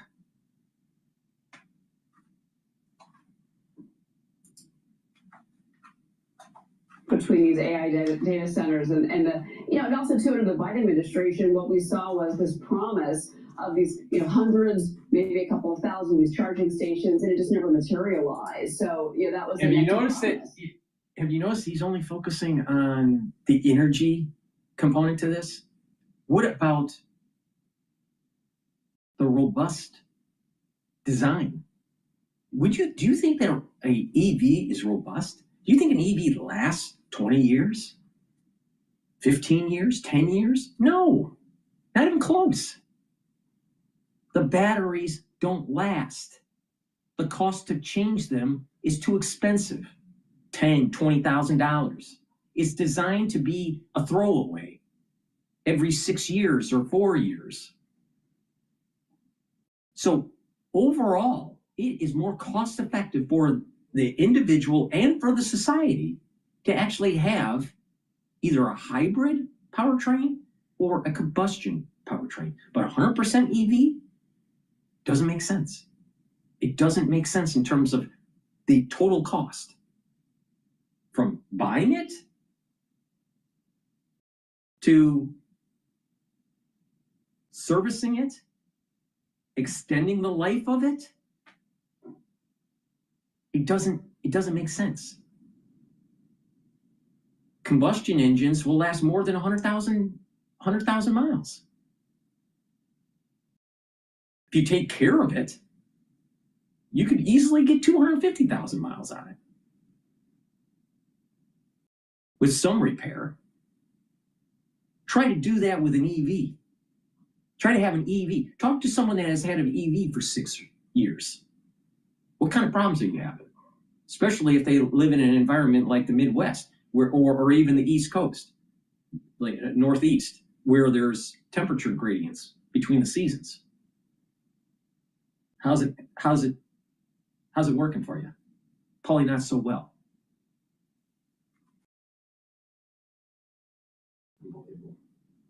I just can't take it anymore. Please go to my store, the-studio-reykjavik.com, and get the omega-3. Omega-3 will help your cardiovascular health. And if you listen to Bob Nardelli, you probably are having a heart attack. So please go to my store and get the omega-3. This will bring down inflammation, help with your lipid profile. And when you do that at the vascular level, you're reducing plaque formation. So you don't have a heart attack listening to Bob Nardelli, because he's the one that destroyed Chrysler. Omega-3 also reduces the stickiness of your red blood cells to reduce overclotting. So please go to my store, take the omega-3. This is super important for cardiovascular health. There are a lot of people in the United States that have cardiovascular disease. You need to help your vascular system, and that's through diet, exercise, and proper supplementation. And if you're 40 years of age or older, take Myotrol, male or female. This has polyphenols, flavonoids, and lignans to help with the gene expression to build muscle and maintain muscle. It also helps your mitochondrial health, so you have the ATP to maintain the muscle. Do some resistance training, take the Myotrol. This is going to reduce atrophy. It's going to help you to build muscle. If you're an athlete, younger or older, you will benefit from Myotrol also to help build strength for your sport. Take Myotrol. Now, when you're doing your resistance training, here's a little pro tip. When you're doing your resistance training, make sure you do back exercises. Build up your back muscles. What that will do is it'll improve your spine, your posture. You'll get better blood flow, venous flow back to your heart, so your cardiovascular system will improve when you have better posture. When you have better posture, you will also have better lymphatic flow, so your immune system will perform better. You'll have denser vertebrae for your spine.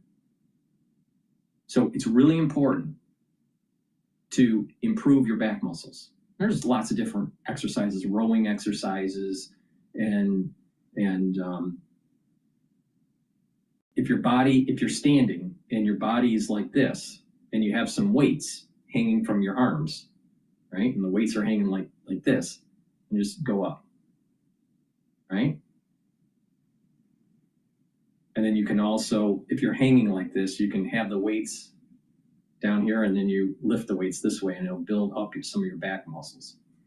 But it's really important to build up back muscles, especially if you hit 40 years of age. So please take my advice, get the Myotrol, and get the omega-3. This is a great stack. This is helping your muscles and stopping the atrophy. And this is going to help with your cardiovascular health. Please go to my store, use discount 5, and get $5 off any orders. And if you spend $100 or more, you get a free gift until supplies last. Happy holidays.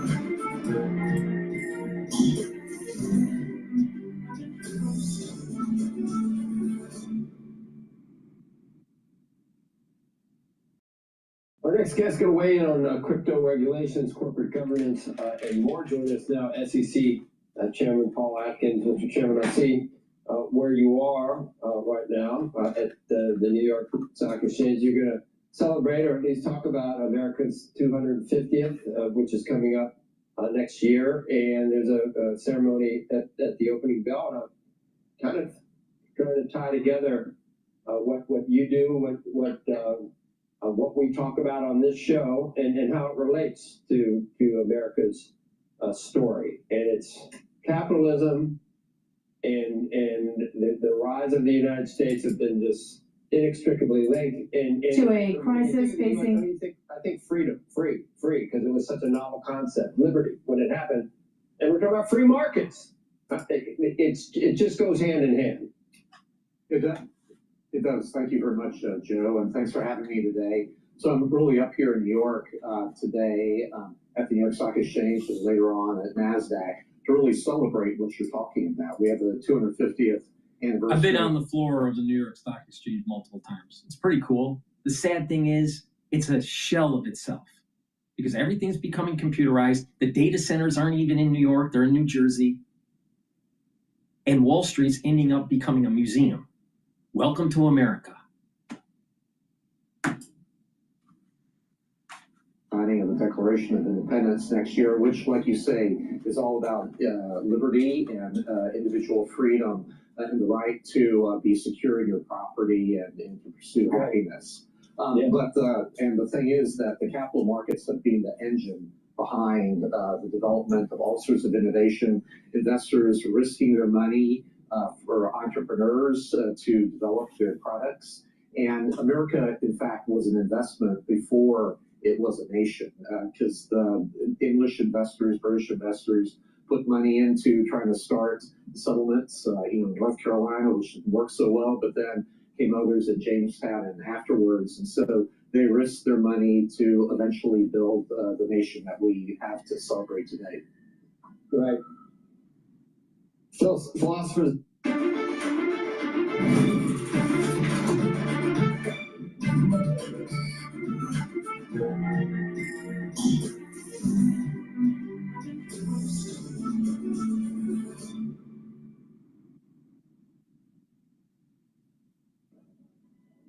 Philosophers have written about the leisure class, and we get to a point where, our academics look around and take everything for granted, and they're able to actually start talking about things like socialism. And it's happening again with our young. I don't know where we're going wrong.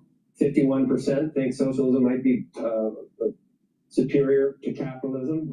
Maybe they don't remember it. The millions of people affected over, through history, through those ill.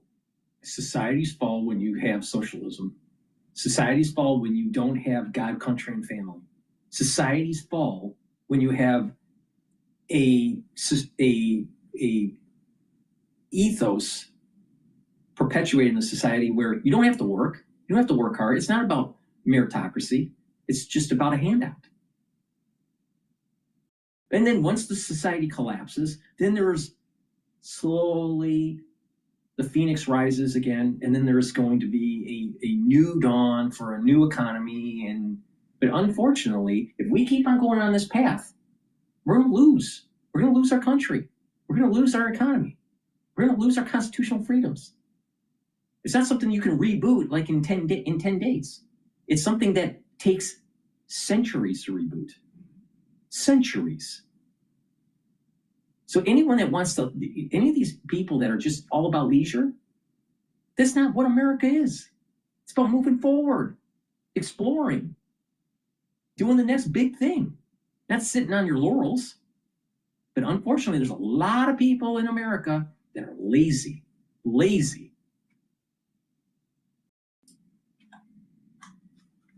Conceived notions. What are we doing wrong, Mr. Chairman? Well, I don't know. I think the main thing is to, focus on the positive, and teach people, how we got to where we are today. And obviously there are problems. Every human enterprise has problems. Nothing's perfect. But, we've made huge progress in 250 years, individual liberty for all, and, the prosperity that we enjoy. And that, again, is because people are investing their money because they see a possibility of profit, yes, but also, it lifts all boats. My law professor when you're in business school, you have to take law, business law. So one of my law professors stated, and this is so true, to control the society, for a society to be peaceful and hardworking, you have to buy a home. You start thinking about people that are revolutionary, you start thinking about people that are trying to break stuff, right? They usually don't own a home. Almost always. You think the Antifa people have a home? Do you think the ones that are rioting, under the BLM cause have a home? Most of them don't. So when you don't have a younger constituency being able to afford a home because of lack of jobs or the cost of buying a home, then you are increasing the probability of political instability. The developments that come out of risk-taking are huge, that we've developed over the years, airplanes now looking at space and maybe colonizing Mars and things like that. So risk takers are there, and young folks are taking risks as well. So I wouldn't so much focus on on the isms as much as what is driving our forces. And so here, with respect to the United States capital markets, I want to make sure that we're modernizing our rule book, making sure that we are keeping pace with where we should be as far as ease of raising capital. We today have more or less half the number of public companies that we had 30 years ago. And so we at the SEC are taking steps to address that, try to make IPOs great again is what my goal is. And so we're kicking that off as well here in the new year. Mr. Chairman, we've talked a lot lately about how gambling and investing are blending in some ways. You see it with the gambling sites, you see it with predictions markets, and I realize that's the CFTC, not your purview in terms of the prediction markets. But we even talked yesterday with Amy Silverman, who just talked about how you do see much more activity in these future markets on things like options and puts that expire within a day. What's your thought on that? Because your job is to make sure that investors are protected. Is there too much of a blend between investing and gambling, or do you think this is something that's manageable?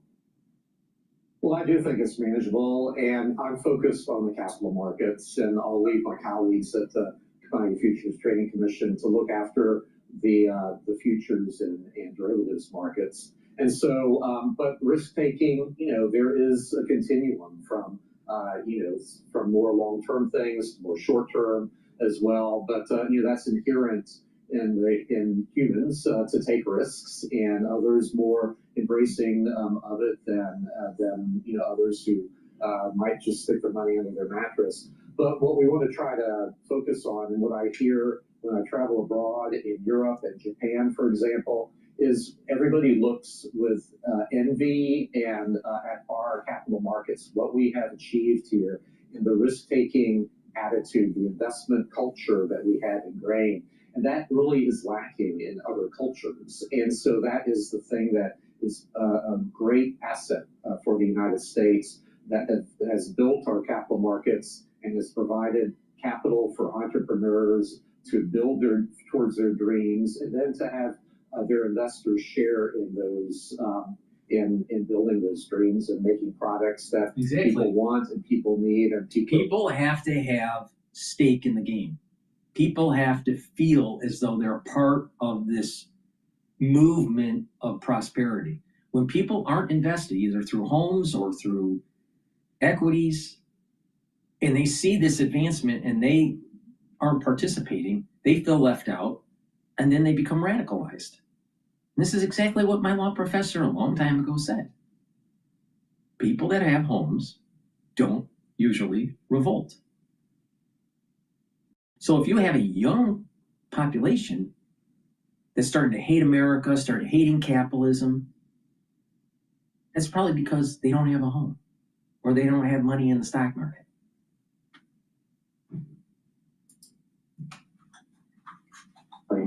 to buy and use.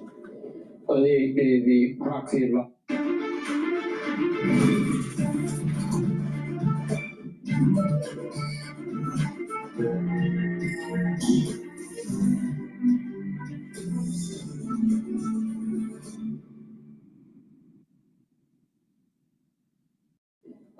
The proxy advisors, shareholder voting, and issues like that, it almost looks like you are trying to roll back a lot of the what some would think were ill-conceived notions of ESG, DEI, et cetera. You got shareholders that represent less than a percentage of a company's outstanding shares, bogging down management with proposals. You've got passive investors like Vanguard or BlackRock, where the CEO can actually say, gee, this is the way I feel about these social issues, and I'm going to vote the shares of a passive investment with what my interests are mine. How did we ever get to that point without thinking that this is insane?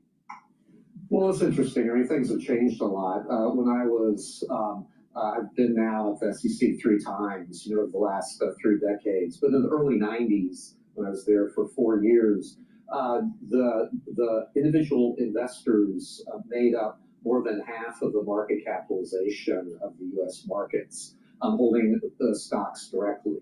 Now things obviously have changed. They've gone to the holdings. People have ETFs and mutual funds and all sorts of other things. So that's great. And the people are invested in the marketplace, saving for the long term. But I think it's time to modernize our rules, and things have been allowed to, if you've ever had a boat and had barnacles on the hull, it's time to scrape off those barnacles and make our ship be able to sail, quickly through the waters. And so that's what we're setting out to do at the SEC. And there are basically 3 things that we're looking at to try to make IPOs great again. One is to modernize our rule book, to make sure that our regulations are fit for purpose, to help small companies and large companies attract capital. Second is to look at our litigation situation, with respect to, the strike suits and other sorts of frivolous actions that really impede, I think, people from wanting to be public. And then finally, the corporate governance issues that you were alluding to, where we have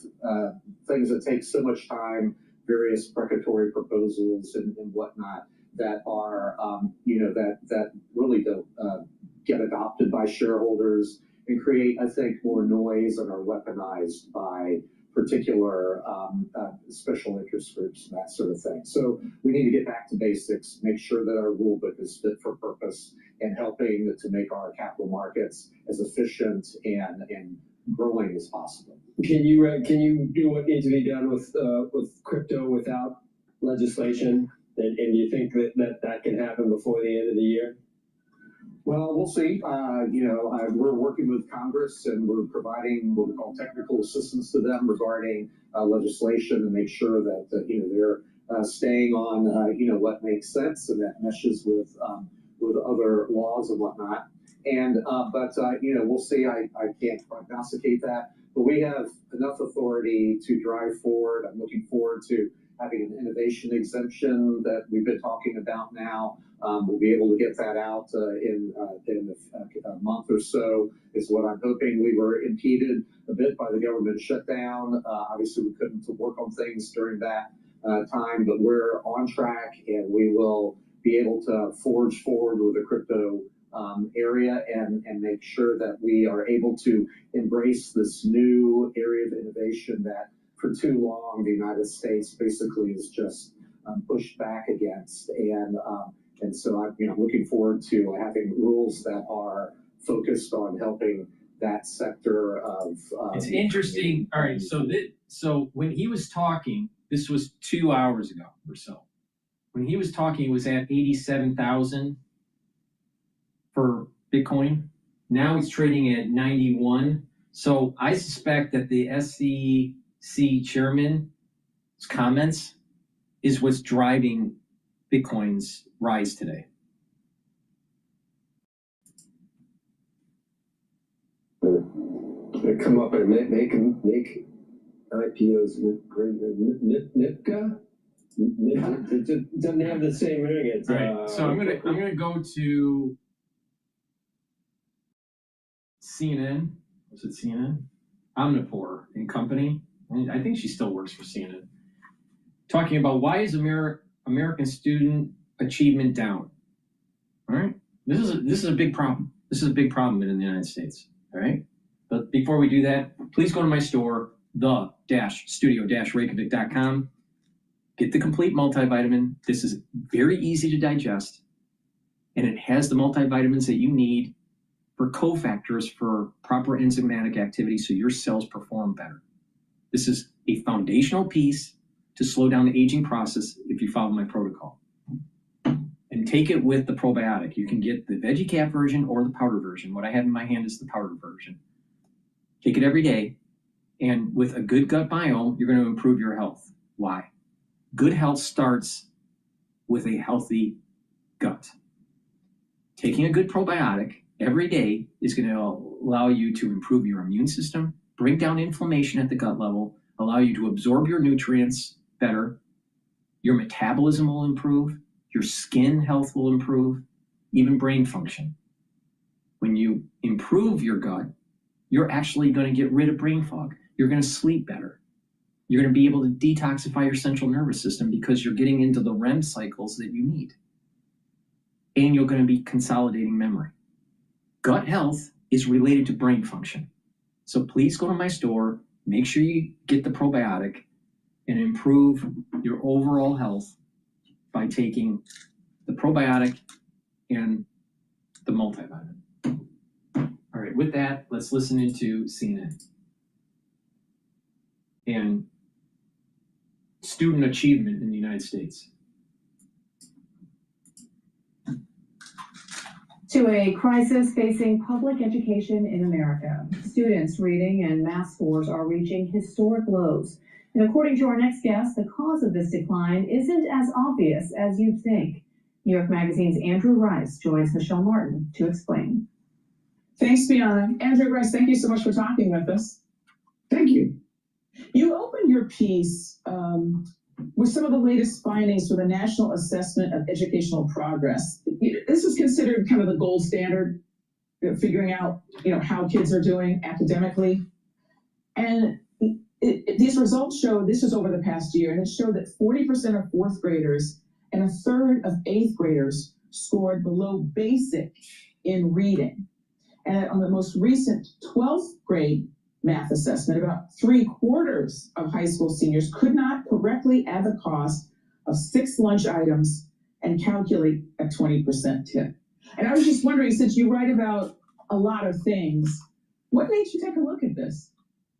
I mean, I think really it began with a personal question that I had, which is, I have a son who's in 8th grade. He's 13 years old. He spent the pandemic, about 18 months almost during the pandemic, in and out of school. His education was quite disrupted during that time period.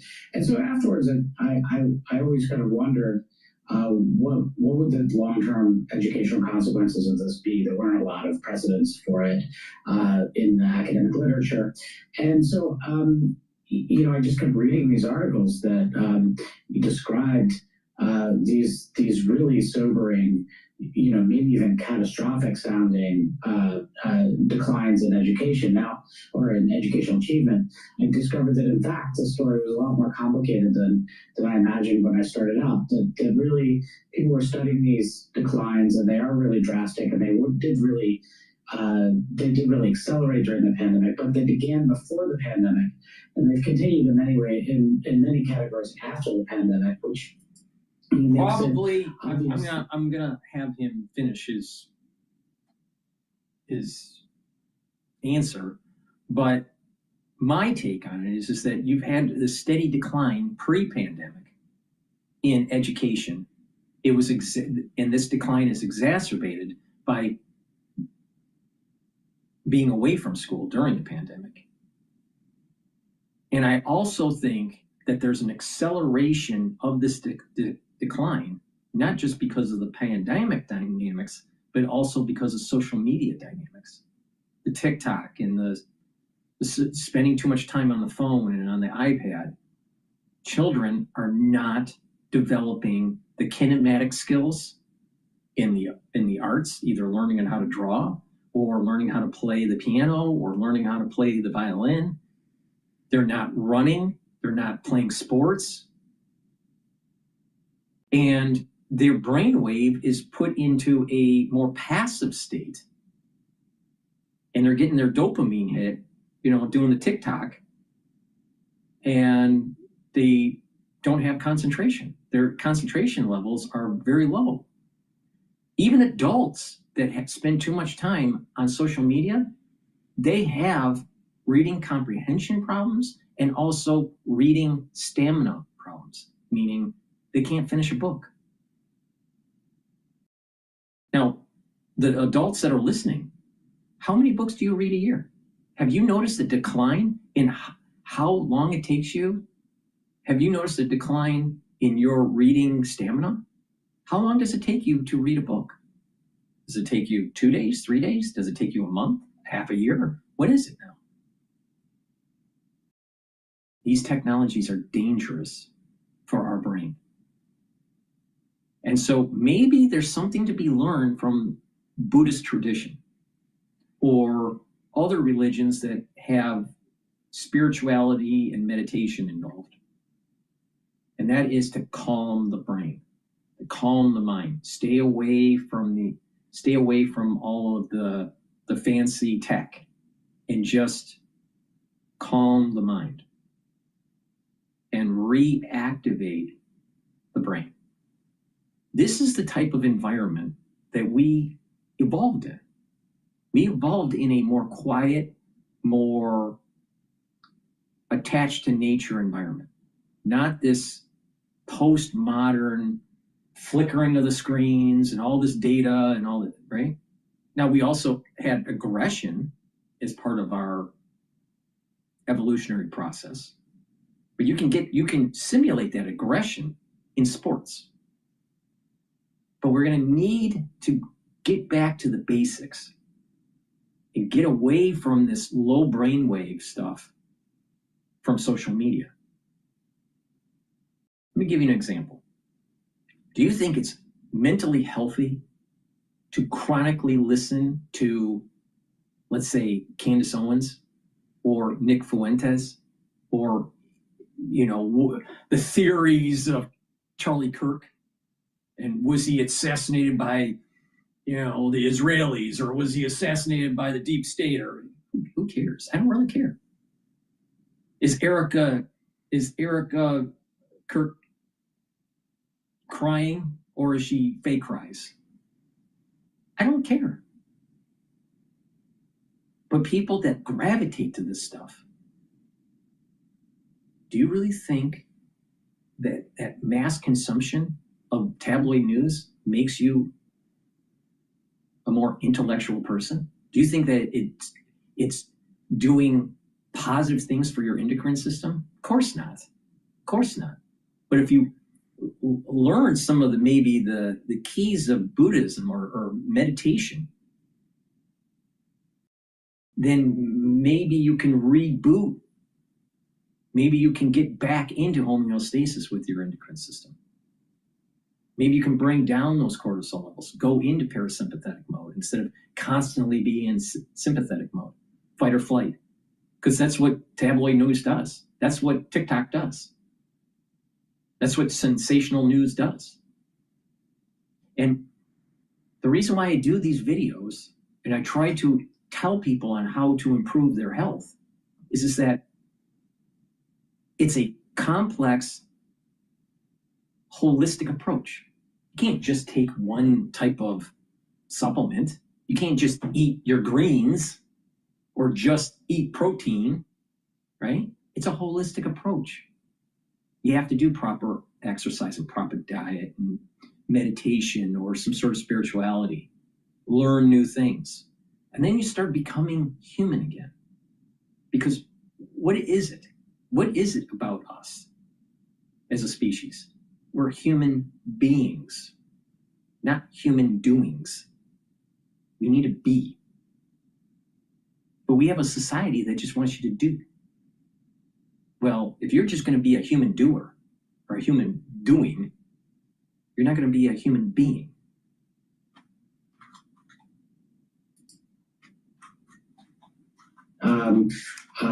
There's something else deeper going on here. One of the most alarming findings in your piece is the reversal of decades of progress. In 2015, this is according to your piece, in 2015, fourth graders performed a full grade level above their counterparts in 2000. Yet almost a decade later, those students were registering all-time lows in reading in high school. So what happened here? You know, there are a couple different theories. Part of it is Common Core. Common Core made the students dumber.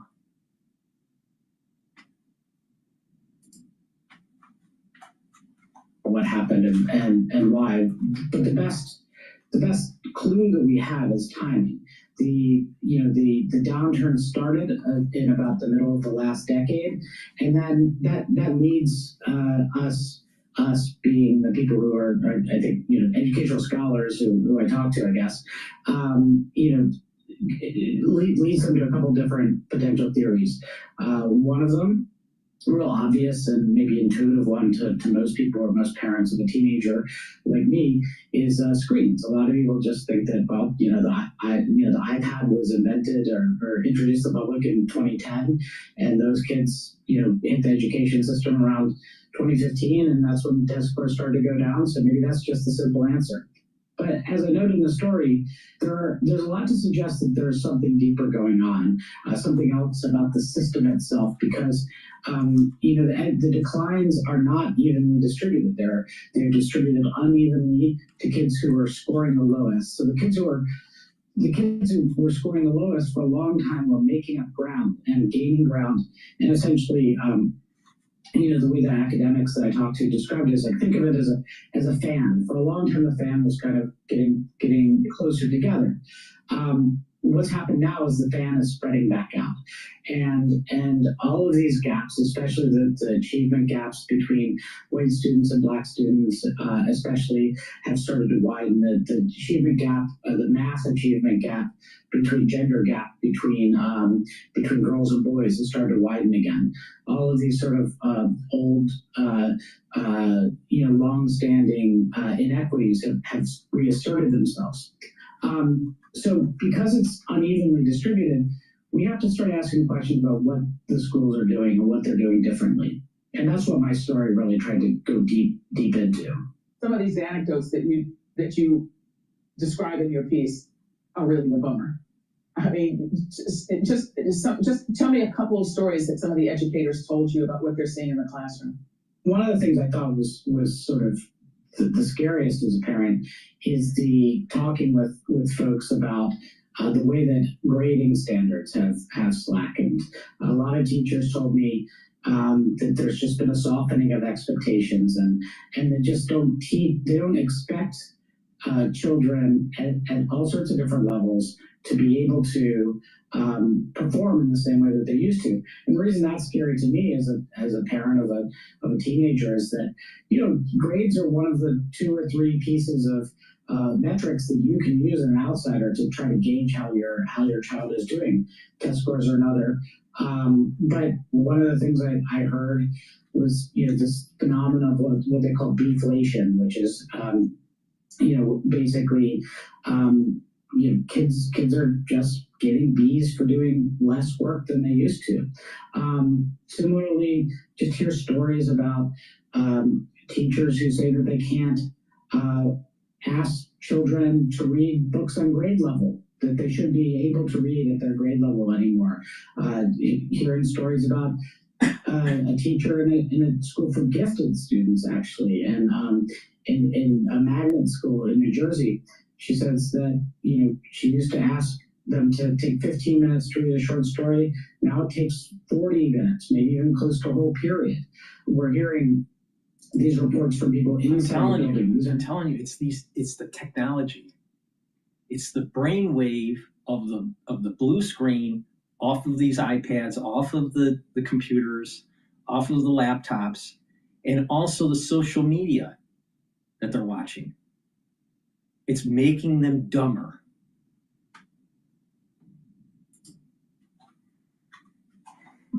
Interest groups that are trying to advocate a political agenda. These are actually people who are practitioners who are raising the alarm and saying something's wrong here. The other thing that you point out in the piece that I think a lot of people will be interested in is that the steepest academic declines are not happening in traditionally underfunded, or we'll say conservative regions that have not traditionally invested in education equally, especially for groups that have been historically marginalized, right? I mean, it is true. We're talking really about southern states here. Mississippi is one, Louisiana is another. These are states that are not, to put it mildly, do not have a good civil rights record.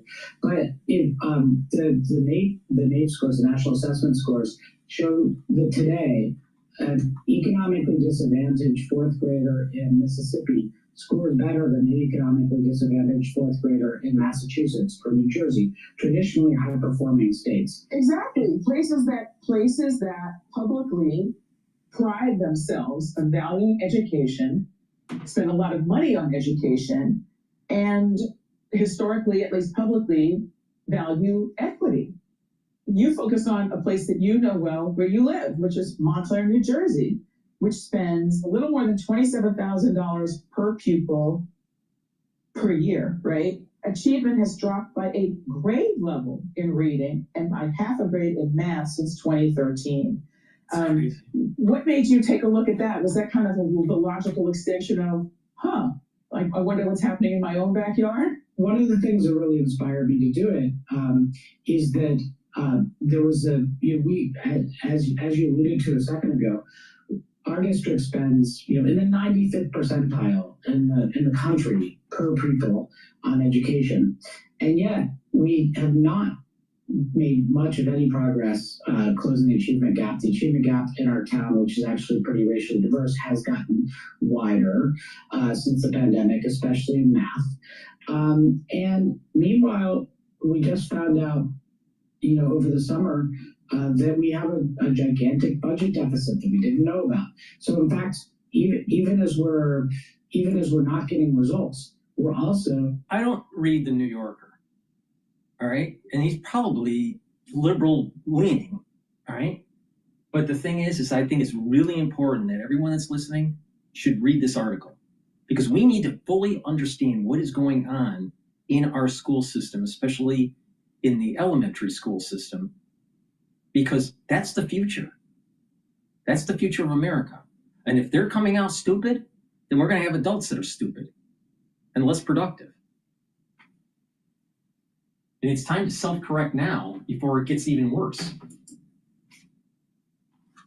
We've also been spending much more money than we budgeted for education. And consequently, the whole community is having this very difficult conversation about whether we're getting the results that we're paying for from the system, and whether we've allowed the system to atrophy, and whether we've perhaps prioritized things in our spending that don't necessarily go towards learning and go towards closing achievement gaps and go towards preparing students to really thrive in college and in the rest of their lives. You quote a superintendent who says, "Our budget reflects our priorities. I don't know how much of our priority teaching and learning has honestly been." So what has the money been going to?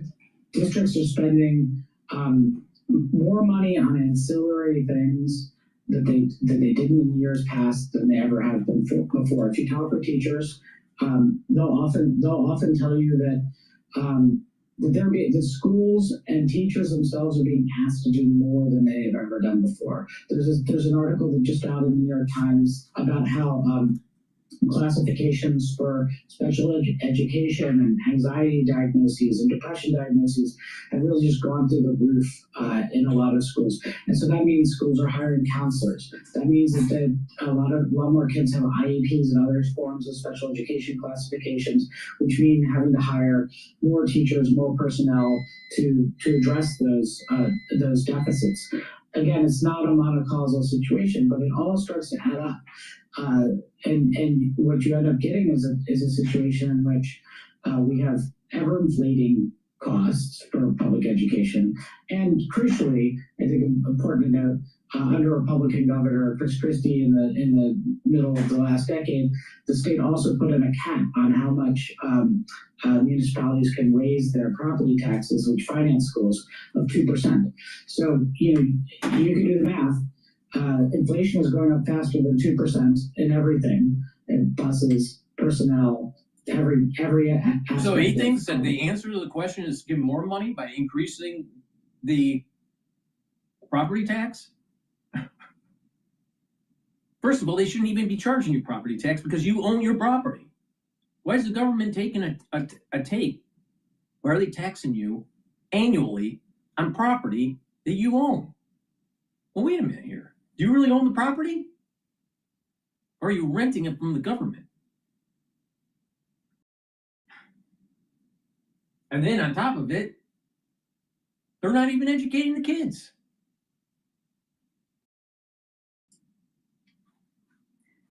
And the school districts, at least here in New Jersey, this is not uncommon throughout the country, have a hard cap of how much they can raise money, and it means that they end up having to always be doing more with less. Okay, but how does this explain the fact that some of these southern states that traditionally have not invested as heavily in public education, their kids seem to be doing better?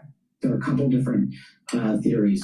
One has to do with curriculum and continuing teaching of phonics and so on. Others have to do with teacher training. But a really big one that I addressed at length in the story is this idea that the more conservative states never really backed away from a system of what was called accountability for schools, largely based on test scores, although not exclusively based on test scores. But there was a long period of time when Republicans and Democrats alike had a sense that they would set high standards for schools and hold them to those high standards, rewarding them when they met them or exceeded them. And there were incentives and disincentives that were set up around these accountability benchmarks. And so the southern states, by and large, have kind of stuck with that. A lot of the northeastern states, especially since the pandemic, have moved away from using test scores in that way. Lots of complicated reasons for that. But a big one is a federal law signed by Barack Obama in 2015 that really delegated a lot of authority to the states. 2015, if you remember from what we were just talked about, we talk about the mystery of this inflection point where things started to go down. What happens to the people who believe in what I call the declining standards hypothesis, point to the signing of this law in 2015 as the kind of turning point in which educational achievement started to go in the wrong direction. And so if you want to think about what might be going wrong or what we might be able to fix, that might be a good place to start. I think a lot of the people in this education reform movement would say. Some people forget just how heated these arguments were over, George W. Bush's administration, his kind of No Child Left Behind initiative. And a lot of people kind of in the educational policy world, teachers unions were sort of furious about it. They thought this is, teaching to the test. You're going to drive all the joy and passion out of teaching and the creativity. It's going to be all about the test. It's all about the test. But sort of now looking at it, do you think that there's been any kind of a change of heart? I think everything that you said about sucking joy out of the classroom and teaching the test and incentivizing cheating and so on, these are all real things and real downsides to the No Child Left Behind regimen. So I'm not in any way sort of romanticizing, what there was before. But as always with any kind of policy change, there are unintended consequences. One education policy specialist told me, in the course of doing this, that in 2015 when Obama signed the law reforming No Child Left Behind, he said, there's widespread anticipation that we're moving to something better, and it turned out we're moving to something much worse. One of the things you say in your piece, which is also surprising to me, is you reference work by an Ohio State University professor, Vladimir Kogan, showing that school boards are often elected by, quote, mostly childless, overwhelmingly white upper-income voters, unquote, creating what he calls a democratic deficit. So, how is that possible? A lot of people vote for school boards based on their taxes, based on there's in any community, I think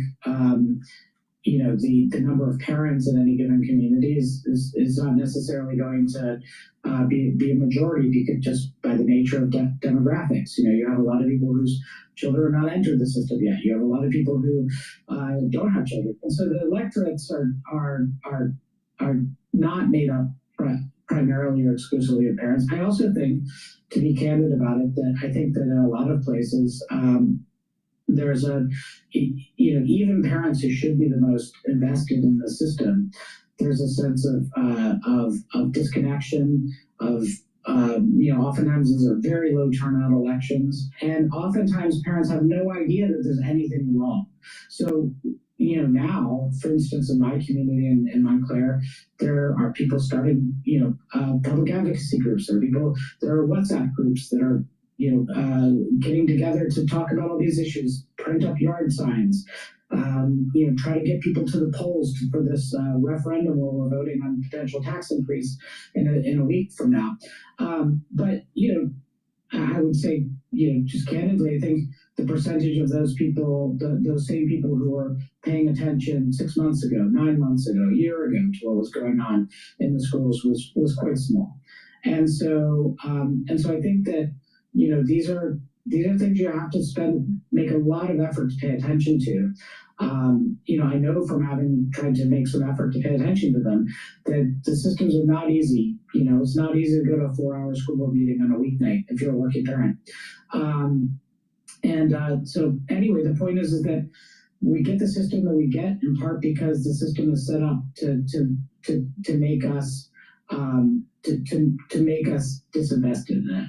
Andrew Rice, thanks so much for talking with us. Thanks a lot. I think it's really important to understand what's going on in our school system and how and understand the performance of these students. If we can catch it early, we can correct the problem. But if you get these individuals, these students that have way below standard scores for math, science, and reading, and they get into their adulthood life, it's almost over. It's almost over. It's very hard to correct it. And then you have a society that is less productive. All right, we're going to go to France 24, but before we do, please go to my store, the-studio-reykjavik.com. Get the lignans. This will help with your immune system and your endocrine system, bring down inflammation. It's also important to help with your cardiovascular health. Turmeric brings down inflammation, soaks up free radicals. Very similar effects as of lignans. It helps the cardiovascular health and boosts up that immune system. By bringing down inflammation regularly, you're helping your brain function. And ashwagandha root, ashwagandha root brings down cortisol levels and helps to control your blood glucose levels. By taking ashwagandha root regularly, you're helping your immune system and your cardiovascular system. Now, taking lignans, ashwagandha root, and turmeric together is a powerful stack to boost up your immune system and help with your cardiovascular health. And again, by bringing down inflammation regularly, you're helping your neural health. Please go to my store and get the dual-purpose deodorants. These deodorants are made from essential oils from the Himalayas, very high-quality ingredients in these deodorants. Use it as a daily deodorant, but it'll also help to detoxify your body. You can get it in citrus or in peppermint, lavender, and tea tree. It's for males and females. Take it every day, and and detoxify your body. And we're in the winter season in the United States. Go to my store and get the structural nanosilver drops. You have a throat irritation, take them right away. Have some at work, have some at home. You never know when you need them. You can get it in honey and lemon, cherry flavor, or blueberry. Very high quality drops. You use them when you have that throat irritation. Also use them if someone around you is not feeling well, because you don't want to get what they have, right? Get a few bags for your household. Use discount 5 on any order. You get $5 off. If you spend $100 or more, you get a free gift until supplies last. All right, with that, let's go to France 24. Nietzsche famously said of his own books, I write in a single sentence what it takes other men a book to write. All right, let's go deeper with this story now. We're joined by Reed Brody, who's a war crimes prosecutor and former New York State Assistant Attorney General. Thank you very much for speaking to us on France 24. Based on what we know so far, can we say this double tap strike constitutes a war crime? Yeah, well, it would constitute a war crime if this were a war. In fact, as we can get into, the laws of war don't actually apply here because the United States is not at war with drug dealers. President Trump has taken a metaphor, the war on drugs, and tried to convert it into an actual war. But whether the wars, if the wars of law were to apply, it would be a war crime. And even if they don't apply, it would be murder. So either way, what we are looking at here is a crime. Even in an armed conflict, targeting. Why isn't Obama being prosecuted for war crimes? He did the same thing. He double tapped in the Middle East by a drone strike, hit the caravan, didn't kill everybody, and they went back and hit it again. But Obama's okay. So if it's okay for Obama, why the hell can't Donald Trump do it? Oh, Orange Man bad and Barack Obama good.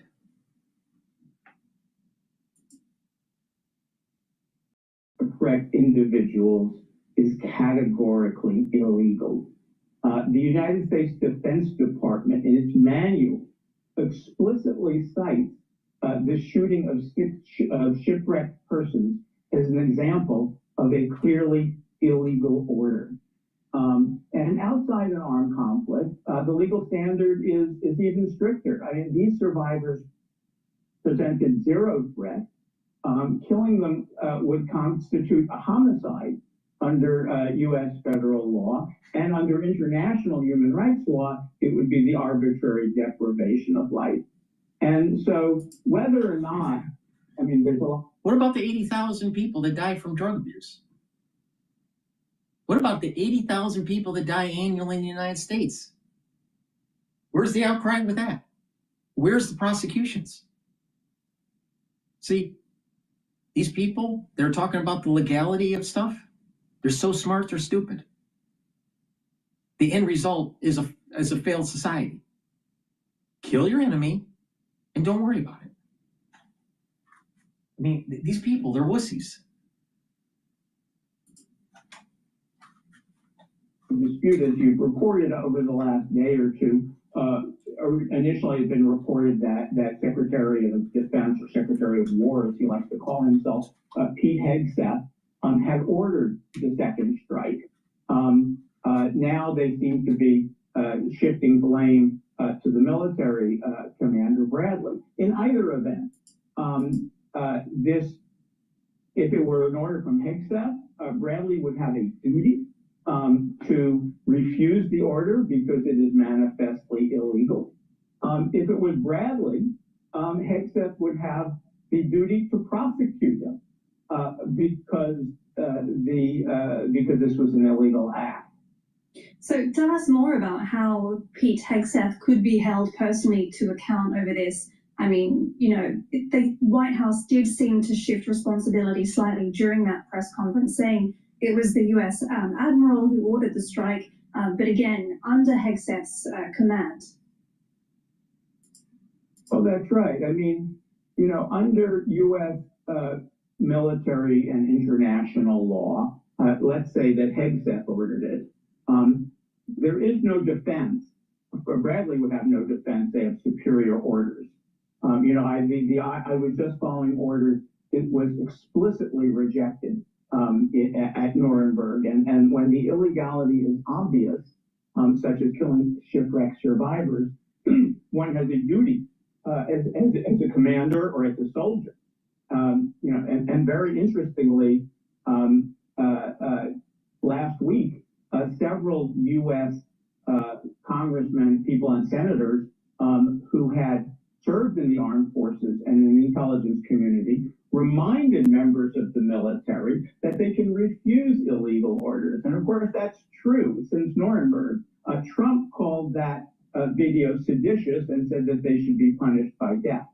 Now, if Bradley was acting on his own to carry out the second strike, of course, he's responsible. But then his superiors would be obliged, rather than to say, as Hegseth did, that Bradley was well within his rights, he would have the responsibility then to investigate Bradley for potential war crimes.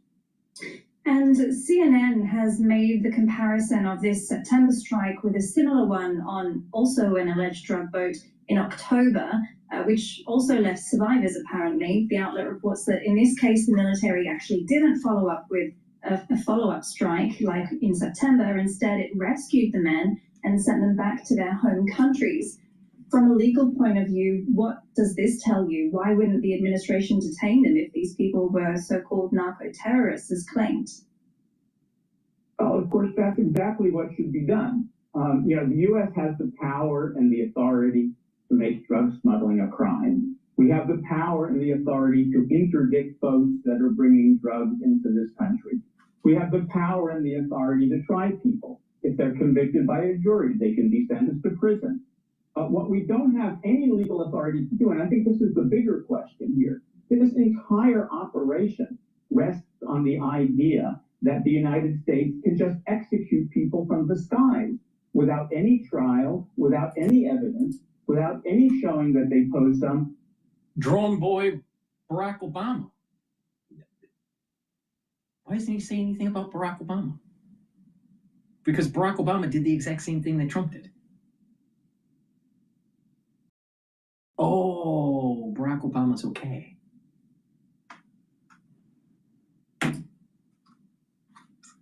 Sort of imminent danger to anybody.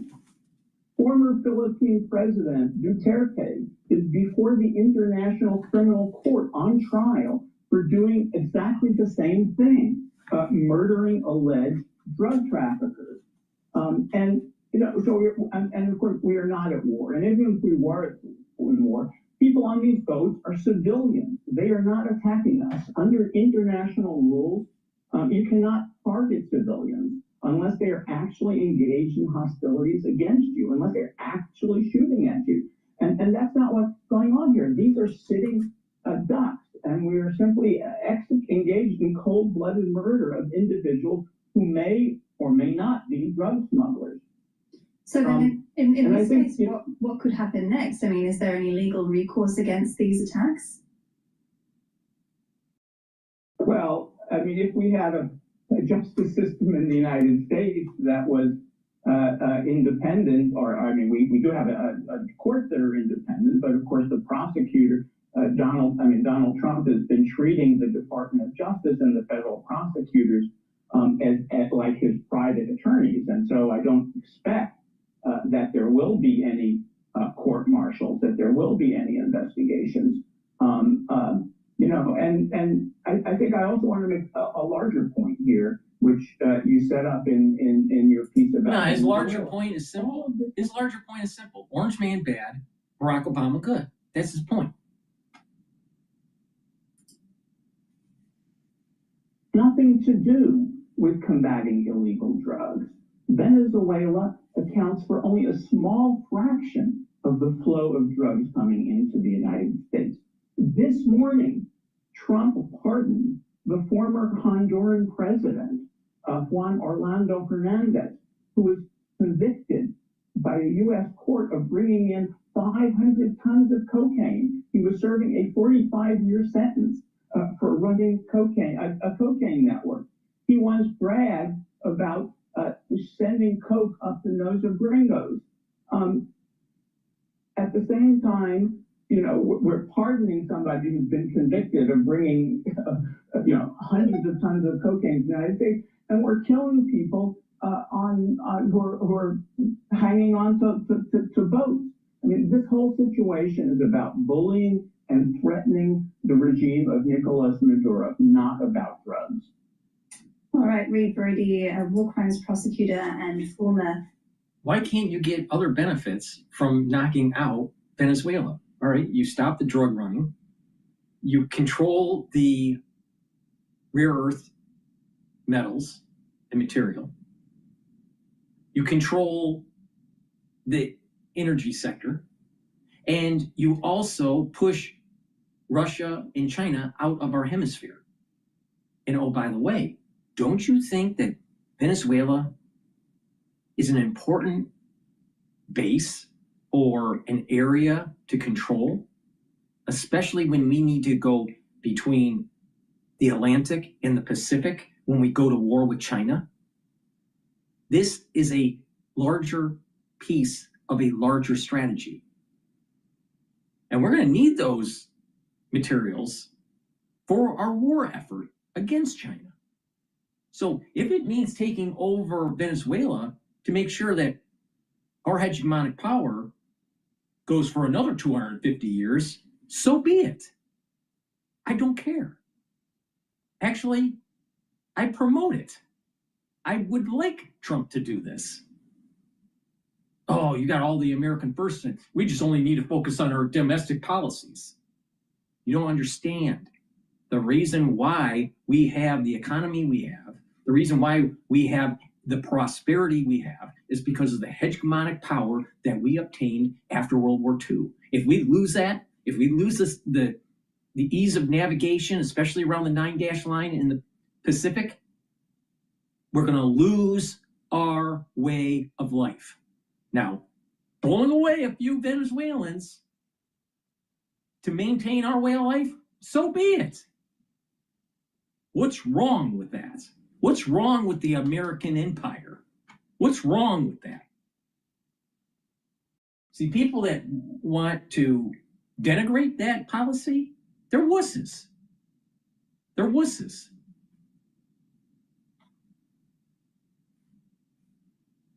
All right. Before we go to Luigi, please go to my store, the-studio-reykjavik.com, and don't be a wuss. Take the supplements, build the muscle, slow down the aging process, get healthy, and fight for the empire. Vitamin B complex will boost up your energy levels, rev up your cellular metabolism, and protect your neurons. Super important if you're 40 years of age or older. Take vitamin B complex every day. Drink it with filtered water. Clarity factor gets rid of that brain fog so you're not a crazy, stupid liberal. Now, clarity factor, by getting rid of that brain fog, you're going to be able to concentrate. And when you can concentrate, you're just more productive. But there's a great benefit by taking this every day. Your neuroplasticity will improve. Your dendritic connections for your neurons will improve. That means you're going to be thinking faster and you'll have better memory. Take the clarity factor. This is part of a great way to improve your brain function and slow down the aging process. Take it every day. It's a very powerful neurostack. All right, let's listen to Luigi Mangione.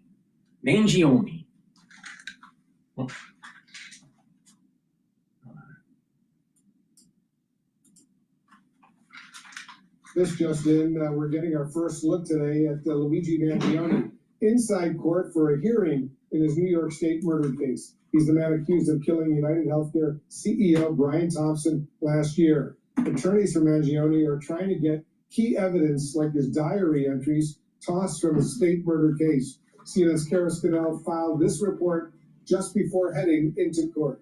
Luigi Mangione is back in court this morning as his lawyers try to get some key evidence in this case thrown out. The focus is when Mangione was approached by law enforcement at a McDonald's in Altoona, Pennsylvania. It's there that his lawyers argue his constitutional rights were violated. They say the Altoona police searched his backpack illegally because they didn't have a warrant. They also say they violated his rights by asking him questions without reading his Miranda rights, that is his right to remain silent. So what his lawyers want to keep out of this case and away from his jury are those contents that were found in the backpack: a gun, a silencer, and a notebook that had Mangione's handwriting samples in there. The prosecutors say that that was his manifesto and explained his motive for why he allegedly shot and killed United Healthcare CEO Brian Thompson last December. Mangione wrote in that notebook, "Whack the CEO at annual parasitic bean counter convention." He also wrote, "It conveys a greedy bastard that had it coming." Mangione's lawyers also want to keep away from the jury a statement that he initially gave to law enforcement when he identified himself as Mark Rosario. That's the name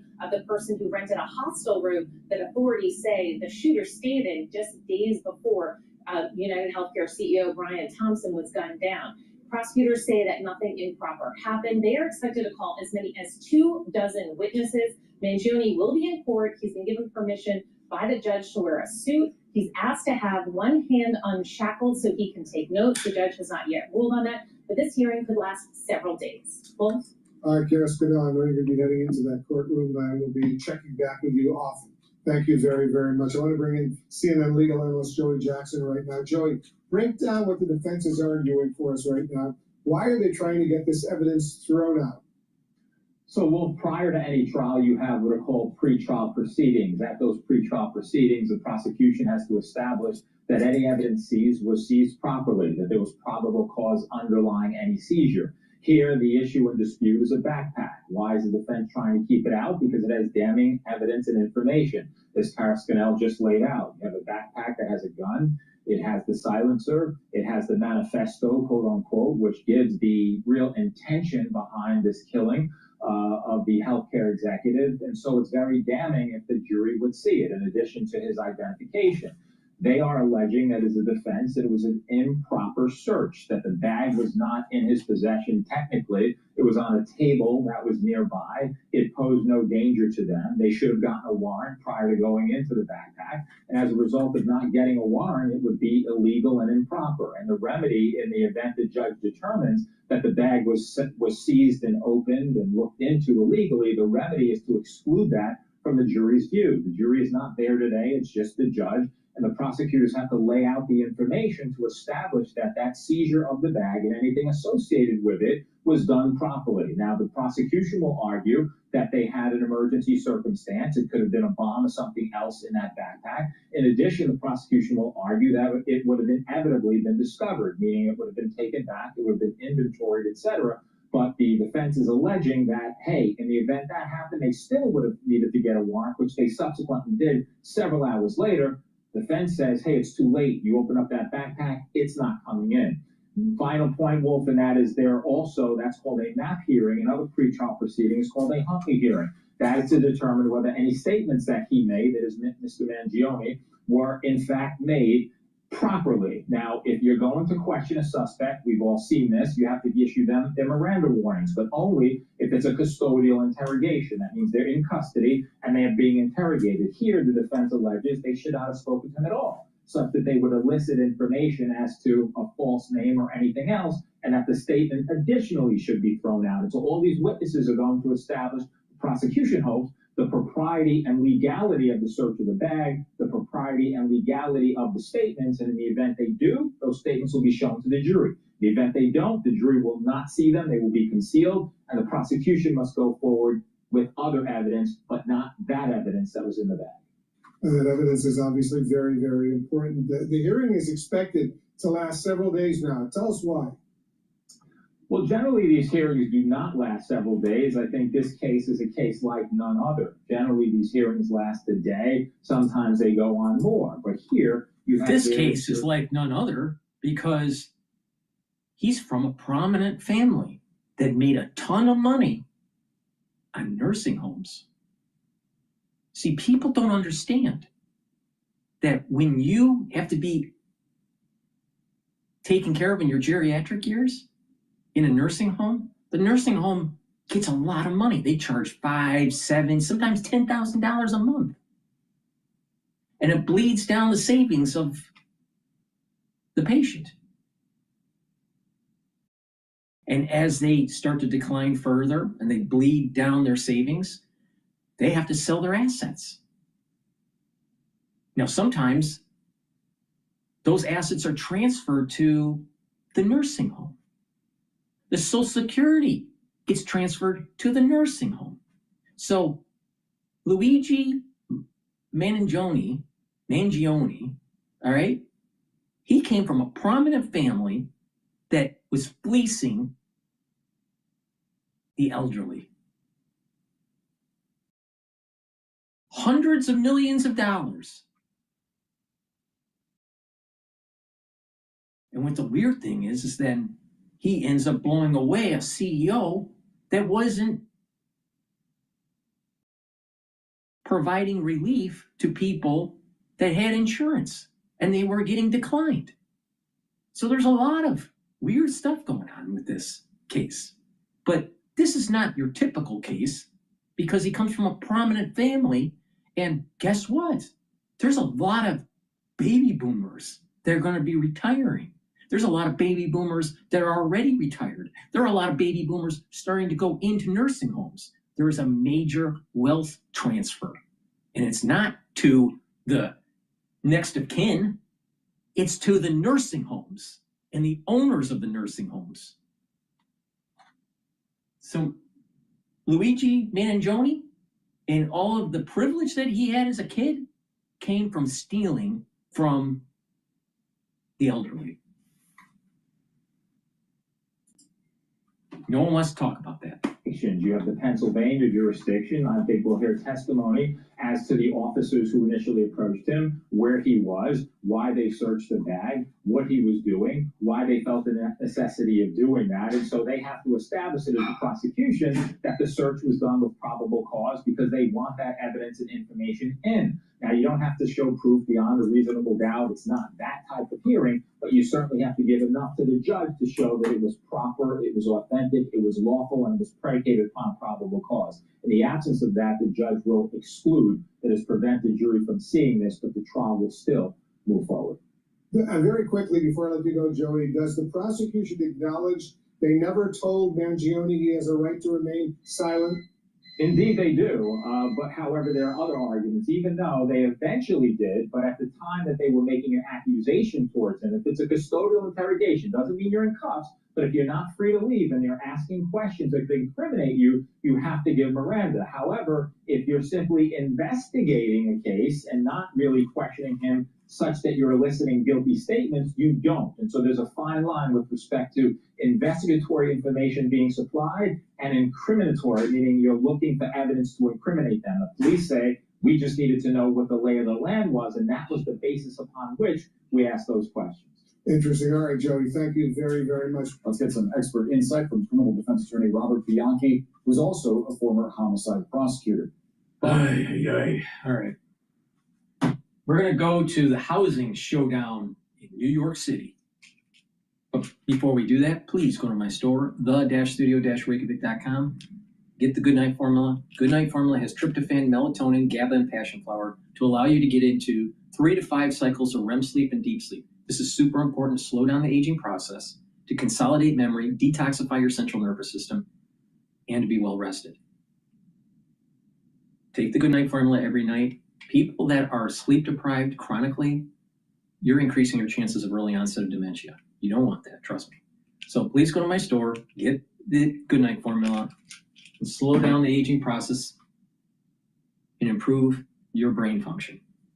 Digestive enzyme complex helps the health of your pancreas. When you turn about age 40, your pancreas doesn't perform as well. Why?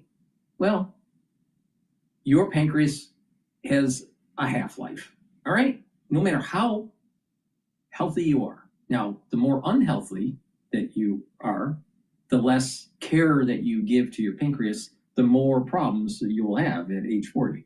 People drink a lot, you're probably burning out your pancreas.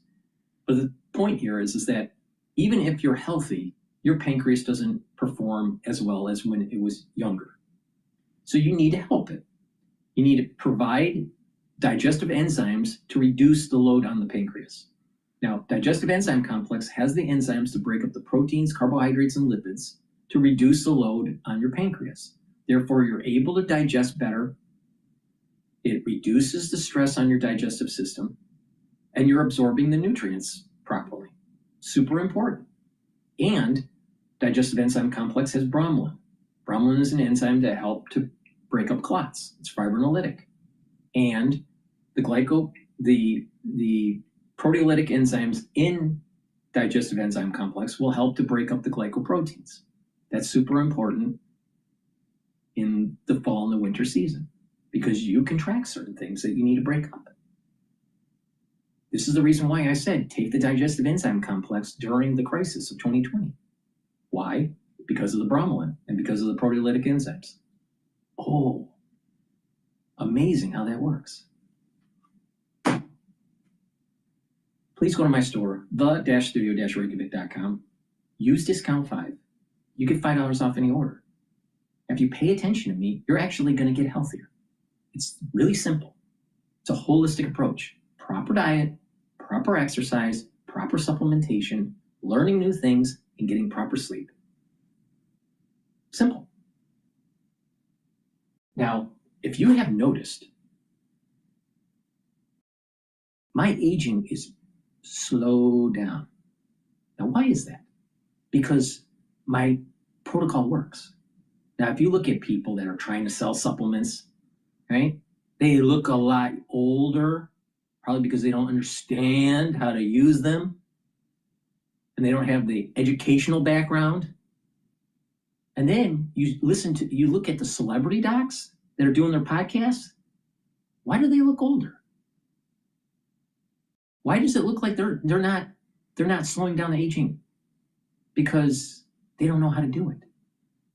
They don't know how to do it. Follow my advice, you'll get healthy. It's that simple. My energy bill dropped from $150 to $50 by doing this. My friends laughed at me when I spent $49 on a power saver device that could cut my... New York City becoming the epicenter of a booming new real estate trend. Office space is being converted into residential living. Wall Street Journal reporting over the past 20 years, developers in the Big Apple have converted nearly 30 million square feet of space into places to live. But Cushman & Wakefield is reporting an uptick in office occupancy, heading to 78% rate in the third quarter, close to a 4.5% yearly increase. Joining us now is Cushman & Wakefield Chairman of Global Brokerage, Bruce Mosler. Bruce, it's great to see you. Great to be back. So talk to us about this trend that we saw particularly pick up after the pandemic, and that was taking these empty offices, making them into residential apartments. Not easy to do, but Mayor Adams changed the zoning to make it easier to do. He did, and it was a very smart move. Look, we know we have a 1% vacancy in the housing stock. We know that to maintain our status as the financial and tech capital of the world, that we have to have housing, affordable housing for young people. Let's pause this for a second. Trump is talking right now in his cabinet meeting. Don't order eggs for Easter at the White House. And we ended up doing it, and we got the egg prices way down, lower than what they were before. But the word affordability is a con job by the Democrats. They say affordable. I watched the other day where some very low IQ congresswoman talked about affordability. She had no idea. Their prices were much higher. As an example, energy, gasoline, we're now at about $2.50 a gallon. We're going to be, I think, at $2 a gallon. We could even crack that at some point. I'd love to do it. And we could do it more easily if we weren't building up the strategic national reserves, which Biden emptied out before the election so that he could try and get elected, meaning he started it, then he got thrown out of the race. And she took over and she kept it going, and they emptied out these strategic national reserves, which are really meant for something else. They're not meant to keep people happy with their gasoline price. They're meant for war. They're meant for problems, big problems. He emptied it out, and then she continued it during the process of trying to get elected. Didn't work out too well for him. And they virtually brought it down to the lowest level, I believe, in history. And it didn't have much of an impact because the prices were very high. But our prices now for energy, for gasoline are really low. Electricity's coming down. And when that comes down, everything comes down. But the word affordability is a Democrat scam. They say it, and then they go into the next subject. And everyone thinks, oh, they have lower prices. No, they have the worst inflation in the history of our country. Now, some people will correct me, because I always love to correct me, even though I'm right about everything. But some people like to correct me, and they say 48 years. I say it's not 48 years, it's much more. But they say it's the worst inflation that we've had in 48 years. I say ever. But whether it's 48 years or ever, it's pretty bad. We had the worst inflation that we've ever had. Since last January, we stopped inflation in its tracks. And there's still more to do. There's always more to do, but we have it down to a very good level. It's going to go down a little What's bit. interesting is that Trump doesn't go into the details why he says that it's ever. Now, if you look at inflation in terms of absolute dollars being spent over and above the baseline, he's right. If you're looking at inflation as a percentage, the inflation rate, no, it was higher in other epochs. But the point here is that it was too damn high.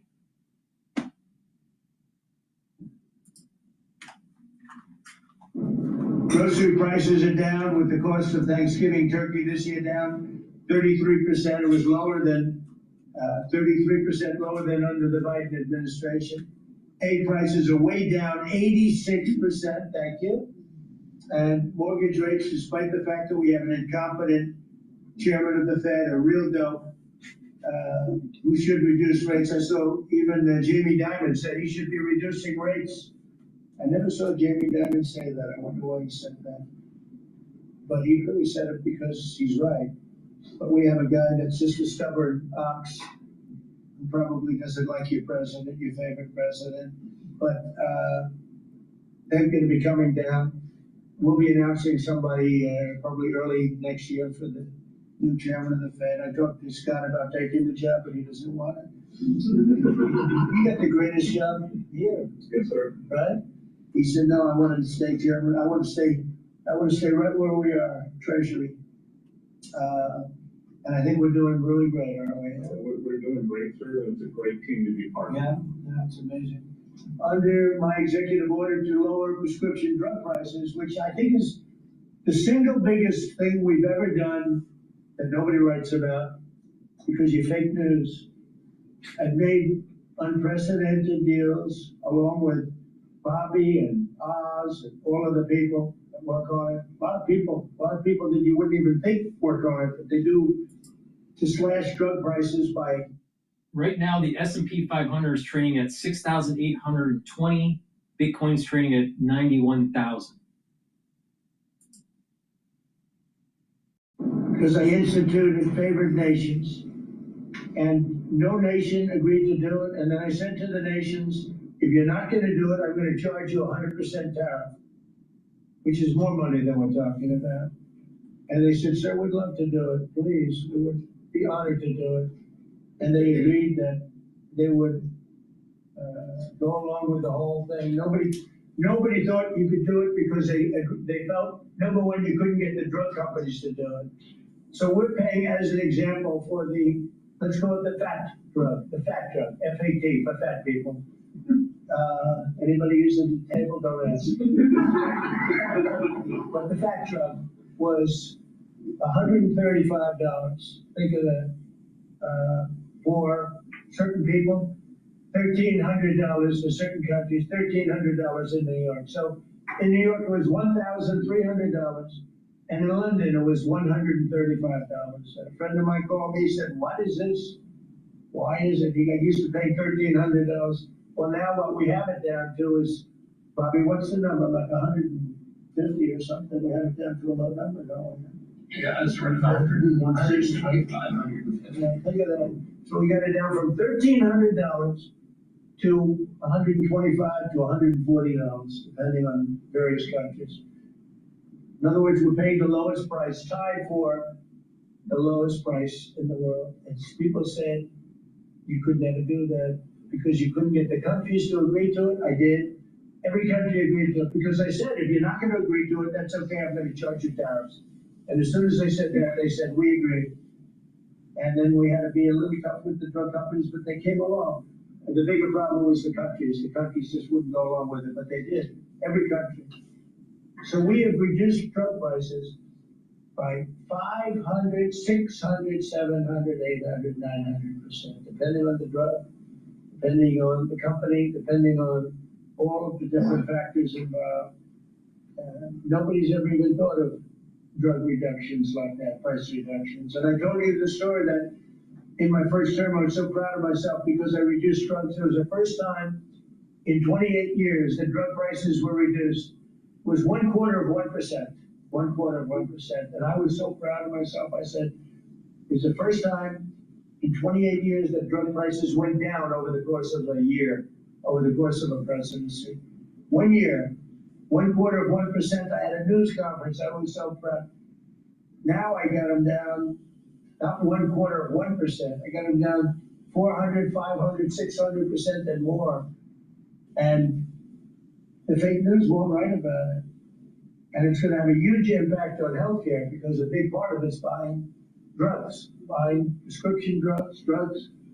It's going to have a huge positive impact because Obamacare is a disaster. I said it years ago and I say it now. And the money should be paid, taken away from the insurance company. Obamacare was made to make the insurance companies rich. Their stocks have gone up 1,000% in a short period of time because the money goes to the insurance company. I want the money to go to the people. Let all the money go to the people. And let the people go out and buy their own health care. And I see on television, people are advertising now, we will help you buy health care. We will go out and help you buy. That's becoming like an industry because of what I said. So something's going to happen. It's probably not going to be easy because the Democrats, frankly, they don't want to make a good deal for the people. They just want to make a bad deal for the country. They want to make a bad deal for the Republican Party. But the Republican Party is united. And I will say that what I would like to do is the money doesn't go, trillions of dollars get paid to drug companies. And you still have lousy health care. Obamacare is horrible health care. We want it to go to the people and then let the people go out and buy their own health care and they'll do great. They'll do great. So we're negotiating that now with the Democrats. Well, congressional Democrats want the largest tax hike in history. I proudly signed the largest tax cuts in American history with the Great Big Beautiful Bill. The Great Big Beautiful Bill, the biggest piece of legislation ever signed, and that includes the extension of the original Trump tax cuts. But it's the biggest tax cut ever signed, and it includes no tax on tips, no tax on overtime, and no tax on Social Security. Nobody's ever seen anything like it, so think of that. And in addition, you get, if you buy a car, this is great for our car industry because we have a lot of car plants. We're bringing back the automobile business. 60% of it was stolen because we had incompetent presidents or incompetent trade people. But 60% of it was stolen over the years, and now I think we're bringing it all back. I think we'll be bigger than we've ever been in the auto business. That's not even to mention AI, where we're leading China. You know, we're leading China by a lot. They're not going to catch us. We have to be smart, but if we're smart, they're not going to be able to catch us. They know that. They told me that. Next year is projected to be the largest tax refund season ever. And we're going to be giving back refunds out of the tariffs because we've taken in literally trillions of dollars. And we're going to be giving a nice dividend to the people, in addition to reducing debt. As you know, I inherited a lot of debt, but it's peanuts compared to the kind of numbers we're talking about. So we're going to be making a dividend to the people. And additionally, we're going to be able to reduce debt. And as time goes by over the next 2, 3, 4 years, those numbers are going to go up. And I believe that at some point in the not too distant future, you won't even have income tax to pay. Because the money we're taking in is so great, it's so enormous, that you're not going to have income tax to pay. Whether you get rid of it or just keep it around for fun or have it really low, much lower than it is now, but you won't be paying income tax. We've slashed $1 trillion in costly job-killing regulations, saving Americans an estimated $2,100 for a family of 4. The Biden administration was the exact opposite, but times 4. They went up $6,000, we went down $2,100. Think of that. To bring down energy, electricity, and utility prices, I ended the Green New Scam. They call it the Green New Scam, one of the greatest scams in the history of our country. They talked about global warming and all that crap, and what they've done to this country. What they've done by allowing 25 million people into our country, many of whom are criminals, many of whom 11,888 are murderers, and we have to get them out, and we're doing it. We're doing it. I think what the job that our law enforcement groups are doing, Christy, you and Tom and everybody, amazing. What you're doing is amazing. I terminated the insane electric vehicle mandate, and look, some people that make electric cars weren't happy with that. But we have to do that because you have to have a choice, whether it's a gasoline-powered car, and we have so much gasoline. You know, China doesn't have gasoline. We do. And whether it's a hybrid, which really are working really well, the combination of electric and gasoline-driven. But we, everybody was supposed to, by 2030, everybody had to own an electric car under the Biden stupidity. And not everybody wants to do that. I like electric cars. I like all cars. They're all good. They all have reasons. But you want to be able to go and buy what you want. I oppose historic tariffs that are now bringing in so much money that nobody's ever seen anything like it. And countries that were ripping us off, including allies, but they were ripping us off for years. I won't use the names. I won't mention Japan. I will refuse to mention South Korea. I will not mention names. But they were ripping us off like nobody's ever been ripped off before, and taking horrible advantage of your country. But now we're making a lot of money because of the tariffs that are pouring in. And it's really national security. Among everything else, it's national security. We've also rapidly turned the worst border crisis in world history. I believe we have the worst border ever in history. I don't care if you had a 4th world country. You know, we allow 3rd world country, and we would allow 4th world war countries, and also, it doesn't matter. There was never a border that was as bad as our border. We allowed anybody in with no checks, no vetting. So we've rapidly turned the worst border crisis in world history into the strongest border in the history of our country, and probably one of the strongest borders in the history of the world, because we have nobody coming through. And I want to thank our people. The Border Patrol is so amazing, ICE, and I want to thank the military for the backup, because they're standing right behind them, and that was really nasty for a period of months, and now it's no longer nasty. Now they don't even come up. Nobody comes up. It's an easy job. Made your job a lot easier because they know they're not going to get through. And we take people in, but they have to come in legally. For 6 months in a row, 0 illegal aliens have been admitted into the United States. You believe that? 0. We had millions of people coming in a year, millions. Now we have 0 for 6 months, and these are given by radical left people that do the numbers. I mean, they're not doing them any favor. They're being up. We don't have our net numbers are unbelievable. But we had 0 people in the last 6 months. Illegal border crossings along the U.S.-Mexico border have plummeted to the lowest level ever recorded. And nobody talks about that anymore. You know, it's crazy. They don't talk about it. You think they'd say, well, Trump's done a great job at the border. This country is being destroyed by the border. But you always find something new. Like, is he in good health? Biden was great. but he's probably good at it. I sit here, I do 4 news conferences a day, I ask questions from very intelligent lunatics. I get the right answers. There's never a scandal, there's never a problem. I give you answers that solve your little problems.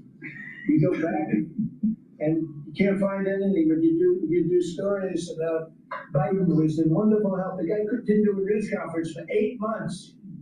If I go one day, I had one day where I didn't do a news conference, there's something wrong with the president. You people are crazy. I'll let you know when there's something wrong. There will be someday. That's going to happen to all of us. But right now, I think I'm sharper than I was 25 years ago. But who the hell does? By the way, I took my physical. I got all A's, everything. But they said to me, would you like to take a cognitive test? I said, is it hard? They said, yes. I said, well, I'm a very smart person. Who was the last president to take one? No president has ever agreed to take one. Because when you get into the big questions, meaning 10, question number 10, 11, 12, 28, 30, they get harder and harder. And they said, would you like to do it? I said, well, no reason to do it. Nobody's ever done it. I'll do it maybe, but there's really no reason. I said, sir, the problem is this is Walter Reed Hospital. And that's a military hospital. And that means that things are, sort of open. It's not like private where if you do poorly, we'll have to, probably you'll find out. I said, I won't do poorly. I'm a smart person, not a stupid person. And as the doctor will tell you, I aced it. Right, Susie? I aced. I got every question right. And these are tough questions. These are questions that I would say 99% of the people that I'm talking to right now, meaning the people from the fake news, would not do well in those exams. But I'm the only one that took it. I got every single question right.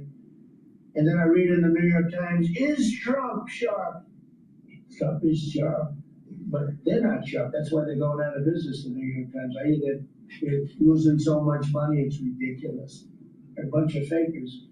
But we can never let another thing happen like what happened to us with a fake election, with a rigged election, where a guy like Joe Biden assumes the presidency. Because the man was grossly incompetent. And he was incompetent 30 years ago. But he was really incompetent for those last few years, and our country was put in great danger because of it. So for 6 months in a row, we had 0 people. Illegal border crossings along the U.S.-Mexico border have plummeted to the lowest level ever. Think of that. And the net benefit to our country is enormous, incalculable. America is strong and respected again. On the world stage, we're really respected. In fact, I went to a NATO and they were calling me the president of Europe.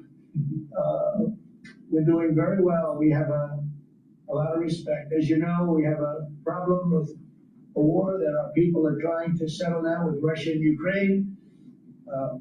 We are not involved in the war monetarily anymore. Biden gave away $350 billion like it was candy. That's a massive amount of money. And much of it in cash, a lot of it in equipment. I don't give away anything. We sell the equipment to NATO. The European nations pay us for the equipment, 100% price. And then they bring it to Ukraine or whatever they do with it. We're trying to get that settled. I've settled 8 wars. This would be the 9th. And our people are over in Russia right now to see if we can get it settled. Not an easy situation, let me tell you. What a mess. It's a war that never would have happened if I were president. Not even a chance. And it didn't happen for 4 years. We renamed the Department of Defense the Department of War, and I thought that would be controversial. And frankly, I tell you what, I haven't met one person. There's not one person I've met that doesn't like it. Think of it. We won World War I, World War II, everything in between, everything before it. And then we said, let's change the name. So we changed it back to what it was, Department of War and Peace, doing a great job. We ended 8 wars, think of that. 8 wars, but we're gonna do one more, I think. I hope. Every time I end a war, they say if President Trump ends that war, he's gonna get the Nobel Prize. If I end that war. Well, he won't get it for that war, but if he ever gets it for the next war, now they're saying, if he ever ends the war with Russia and Ukraine, he's gonna get the Nobel Prize. What about the other 8 wars? India, Pakistan, think of all the wars I ended. I should get the Nobel Prize for every war, but I don't want to be greedy. Actually, the woman who got the Nobel Prize said, "You've got to be kidding. Trump deserves the Nobel Prize." So that was very nice of her. I appreciate it, which is true, actually. But I don't care about that. You know what I care about? I care about death. I care about all the people that are dying. And last month, 27,000 young people died, mostly young people, mostly soldiers, despite some missiles being shot into Kiev and other places.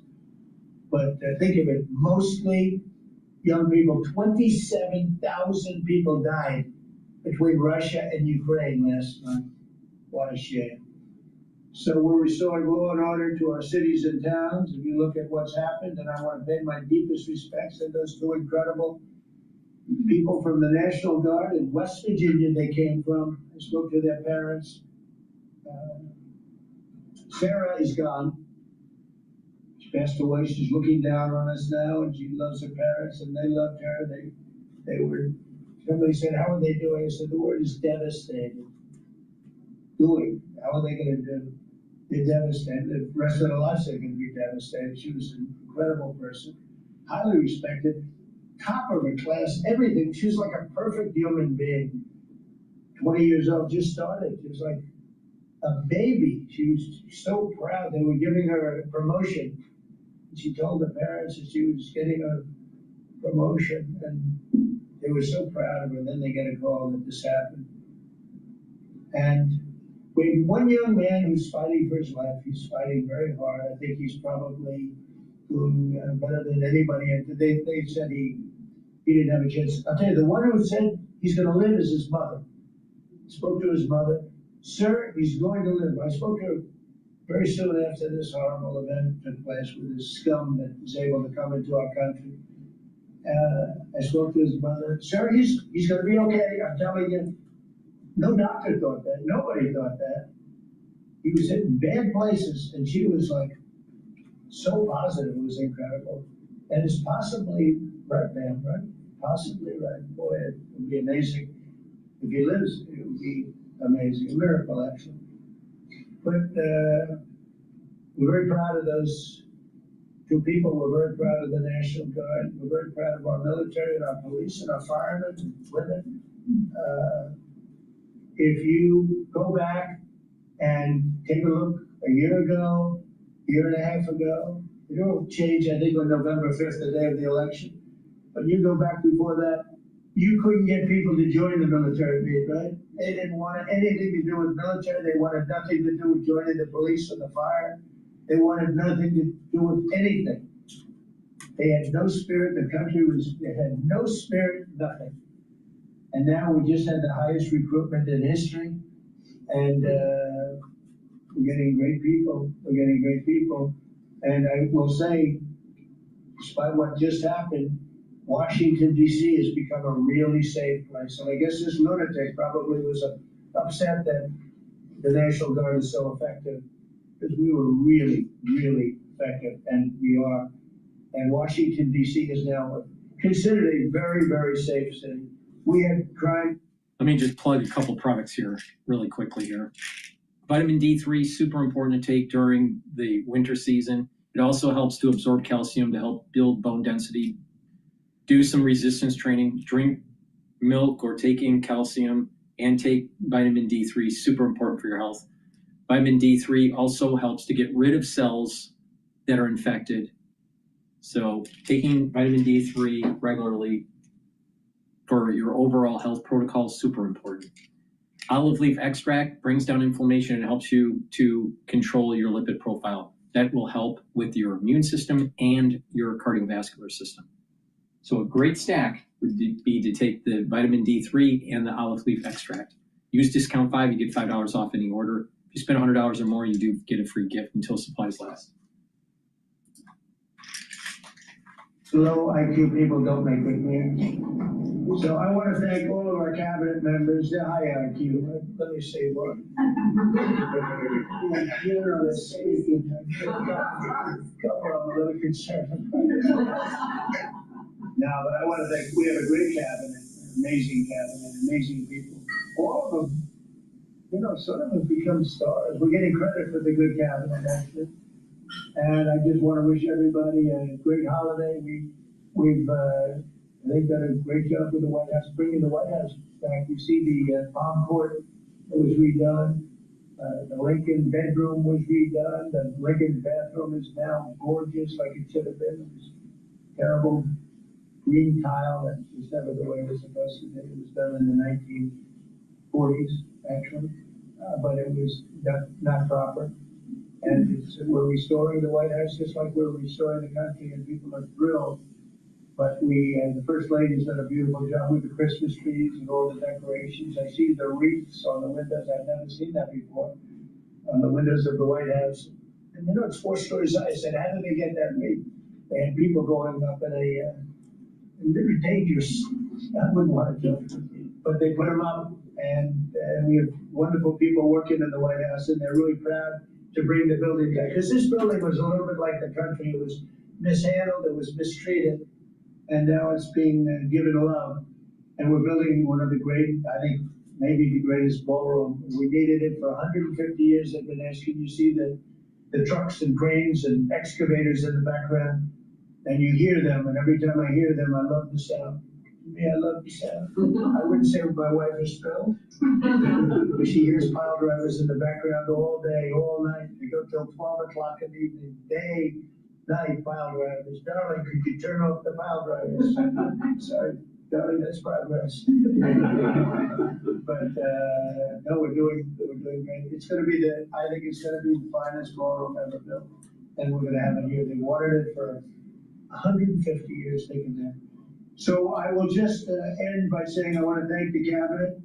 It's been a great cabinet. Our last, think of it, time flies, but this is our last of the year, as I said, and I just think you've done a fantastic job. And we're going to go around the room. We'll go quickly, but we're going to go around the room, and we'll start with Pete, and you'll tell us about some of the achievements. And some of you have achievements that are so big, I don't want you to go through the whole thing because we don't have. But we'll start with Pete, and then if you want, we'll take some questions at the end. Yes, Pete. Well, thank you, Mr. President. As you said, it has been a historic year at the Department of War. Recruiting and retention over this year are at the most historic levels our country has ever seen. I had a chance to be on a aircraft carrier destroyer over Thanksgiving. The spirit in our ranks since the election under President Trump is unprecedented. I've never seen anything like it as a soldier myself in uniform, and I know a lot of you feel the same way. We've ripped out the DEI and political correctness. It's all merit-based at the department. We're getting back to basics: accountability, training, readiness, lethality, and that's reviving that spirit. Mr. President, we're rebuilding the military, historic investments. I just took briefings on the Golden Dome and F-47, next generation capabilities that are going to make sure that for generations to come, America has the most powerful, most capable, most lethal military in the world, which you have rebuilt once and we're rebuilding again. And then we're reestablishing deterrence and credibility. If you look at what happened, we deal with every day the outcome of what happened in Afghanistan, the debacle under Joe Biden. We just dealt with it in the streets of Washington, D.C. with those 2 National Guardsmen.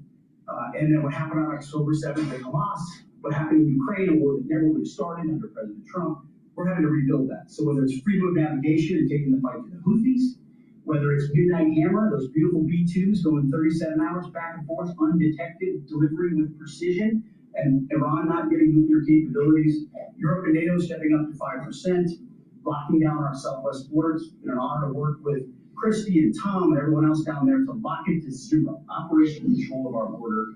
And then it's going after narco terrorists and designated terrorist organizations in our own hemisphere. As I've said, I'll say again, we've only just begun striking narco boats and putting narco terrorists at the bottom of the ocean because they've been poisoning the American people. And Joe Biden tried to approach it with kid gloves. And allow them to come across the border, cartels take over community, 20 million people, hundreds of thousands of Americans poisoned. And President Trump said, no, we're taking the gloves off. We're taking the fight to these designated terror organizations. And And it's exactly what we're doing. So we're stopping the drugs, we're striking the boats, we're defeating narco terrorists, and we're saying, you may say one thing, that drugs coming in through the sea by sea are down 91%. And I don't know who the 9% is. I'm not sure either, sir, but down 91% by sea. We've had a bit of a pause because it's hard to find boats to strike right now.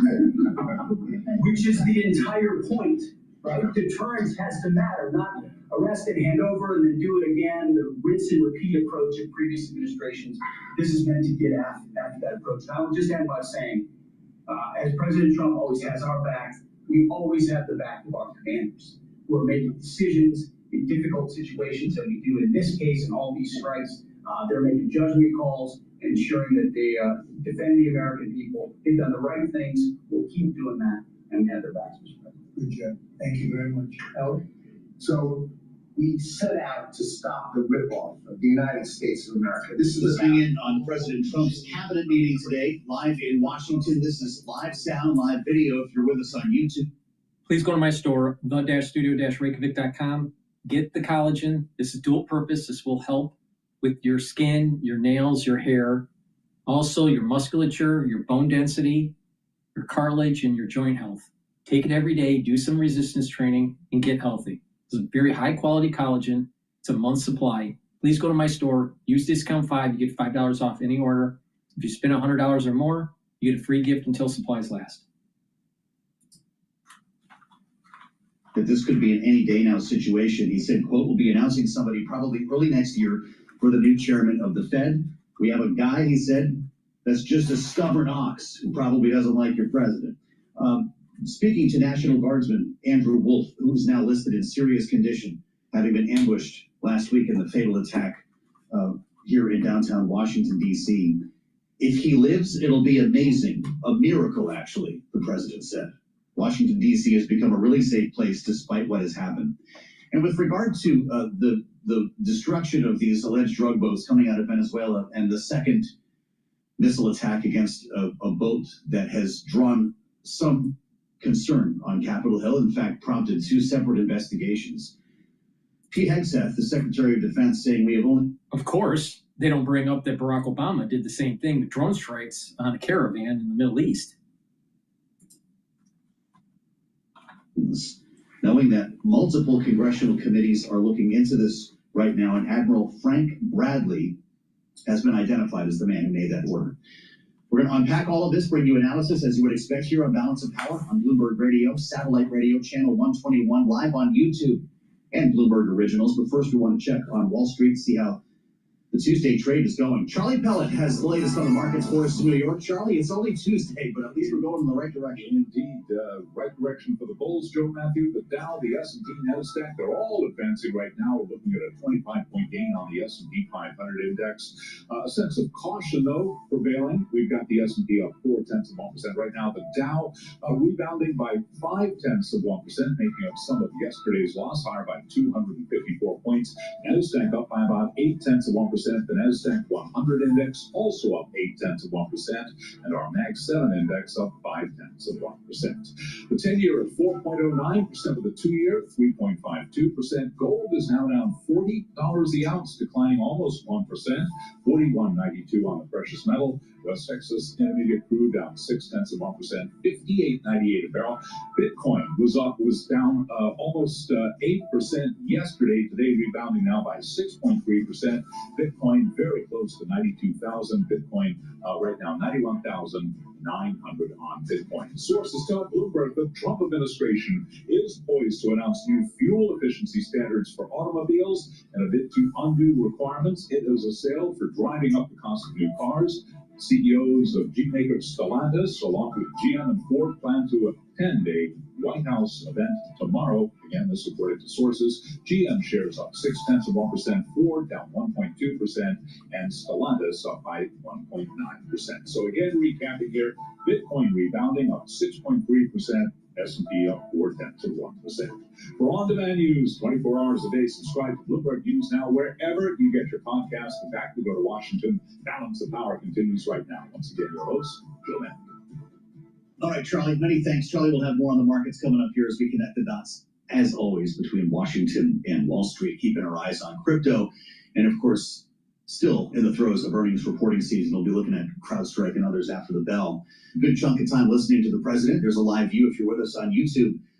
The president and his Secretary of War, as he likes to call Pete Hegseth, speaking to a number of issues, including the latest scandal, if I can use that word, to rock Washington. This has to do with what Tim Kaine, the Democratic senator from Virginia, calls a war crime, allegedly, that this administration carried out in the Caribbean by shooting not one, but 2 missiles at an alleged drug boat, having seen 2 survivors in the water. The Washington Post said that was Pete Hegseth. The secretary delivered a kill-them-all order.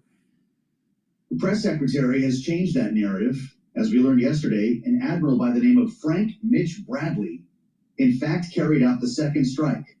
And he's already got an invitation to testify before congressional committees. These guys are not waiting around. Senior House and Senate inquiries continuing here. They've already interviewed Pete Hegseth himself, Joint Chiefs Chair Dan Raisin Kane, and next, of course, will be the Admiral. We understand that will be on Thursday here in Washington, D.C. So this story is not over, and we want to spend a little bit of time with Wendy Benjaminson, Bloomberg's senior editor, with us in Washington. Wendy, this is a pretty fast-moving story. Just 24 hours ago, it looked like the Secretary of Defense could be at great risk once again, and now we're hearing that Admiral Bradley could be a scapegoat. What is he in for? Well, he is the one who carried out or ordered other people to carry out the order. And while you're absolutely right, and 24 hours ago, you and I were sitting right here talking about it. Yeah. But yesterday, we had the Washington Post report that Hegseth ordered the kill-them-all strategy. The New York Times today is out with a story that has also 5 or 6 anonymous sources saying, not quite, he had given the order to conduct the strike and to make sure that there were that any narco terrorists were destroyed, as well as the cargo and the boat. Okay. So what they're saying now is the admiral carried out that order to make sure the entire thing was destroyed. But killing civilians who are clinging to ship wreckage is long time naval war crime. I mean, you just cannot do that. Going back to the British Navy and before, you do not kill men who are clinging to, pieces of wood in the sea. And this admiral presumably would know that. On the other hand, he was carrying out, this Times story says, the orders from the defense secretary, which presumably would have been approved by the commander-in-chief, but it was Donald Trump. But at this point, essentially, the White House's position is Hegseth did everything right, and this admiral carried out an order, which is sort of creating a scapegoat so that Pete Hegseth can keep his job and they can discipline this admiral or run him out. What you make of the optics just there? Put him right next to him. Right next to the president. Right shoulder. It really was a measure of a symbol of the president's confidence in him. He was either going left or right. It could have been Right. Hegseth or Rubio. Exactly. Who's been kind of in a different orbit when it comes to a lot of things, from Venezuela to Ukraine. So Pete Hegseth got the treatment today. You wonder if, like I said, if we go to questions here, we'll dip back in, because that won't be pretty, right? Right. No, it won't. And he's in a mood today. He's been castigating the fake news and questioning IQ levels in the room already. Right. He really doesn't like being faced with all of these scandals at once. And, notably. Please go to my store, the-studio-reykjavik.com. Take C60. Take a teaspoon a day, every day, preferably on an empty stomach for best absorption.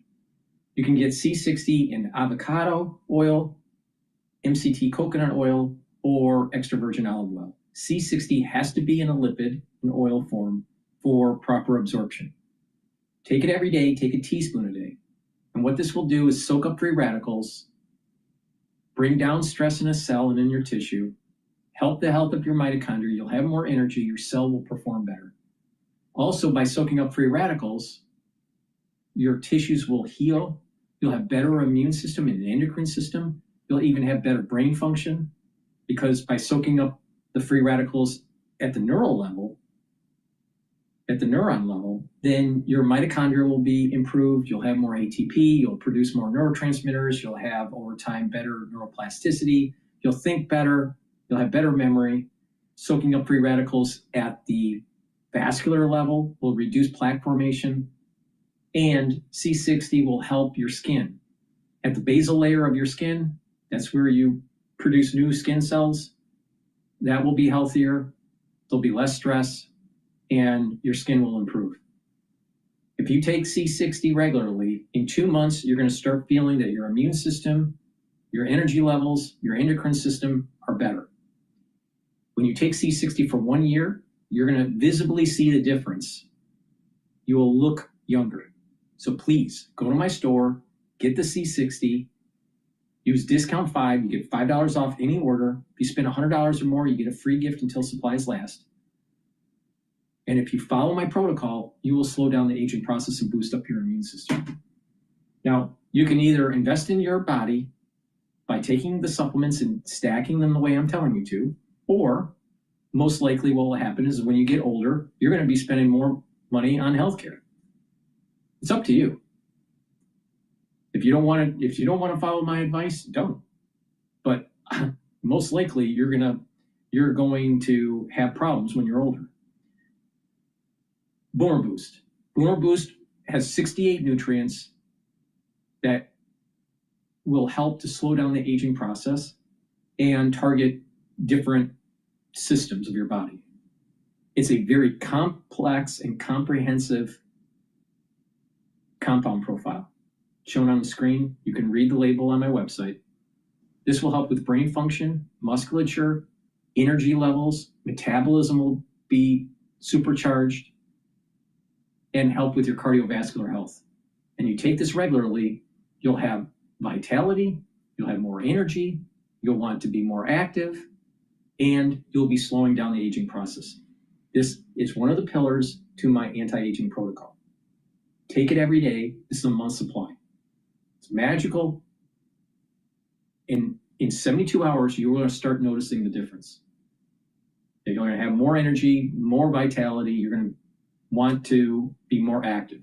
And by being more active, that will be additional positive feedback loop to slowing down the aging process. On top of taking the nutrients that are in here that will target better cardiovascular health, better musculature, better brain function. So please go to my store and get the Boomer Boost. That's the broadcast for today. Thank you for listening. Please go to my store, the-studio-reykjavik.com. Use discount 5, all caps, discount 5, you get $5 off. You spend $100 or more, you get a free gift until supplies last. Be prepared for the winter season and slow down the aging process. Stack these great supplements that I have and target these different systems and slow down the aging process. For the ones that don't know, it's really simple. It's a holistic approach. Stack the supplements, get proper sleep, do the 4 modalities of exercise, which are stretching, balancing, resistance training, and cardio. You want about 65% of your workout to be resistance training, about 35% cardio. But make sure you do stretching and balancing exercises and activate that cerebellum. Stay away from processed foods, drink filtered water, learn new things, get proper sleep. This is a holistic approach that does slow down the aging process. You don't need all these fancy pharmacopoeia medications, all right? You have to invest in your body to get healthy. It's super important because if you don't, you will have problems when you get older. Thank you for listening and have a nice day.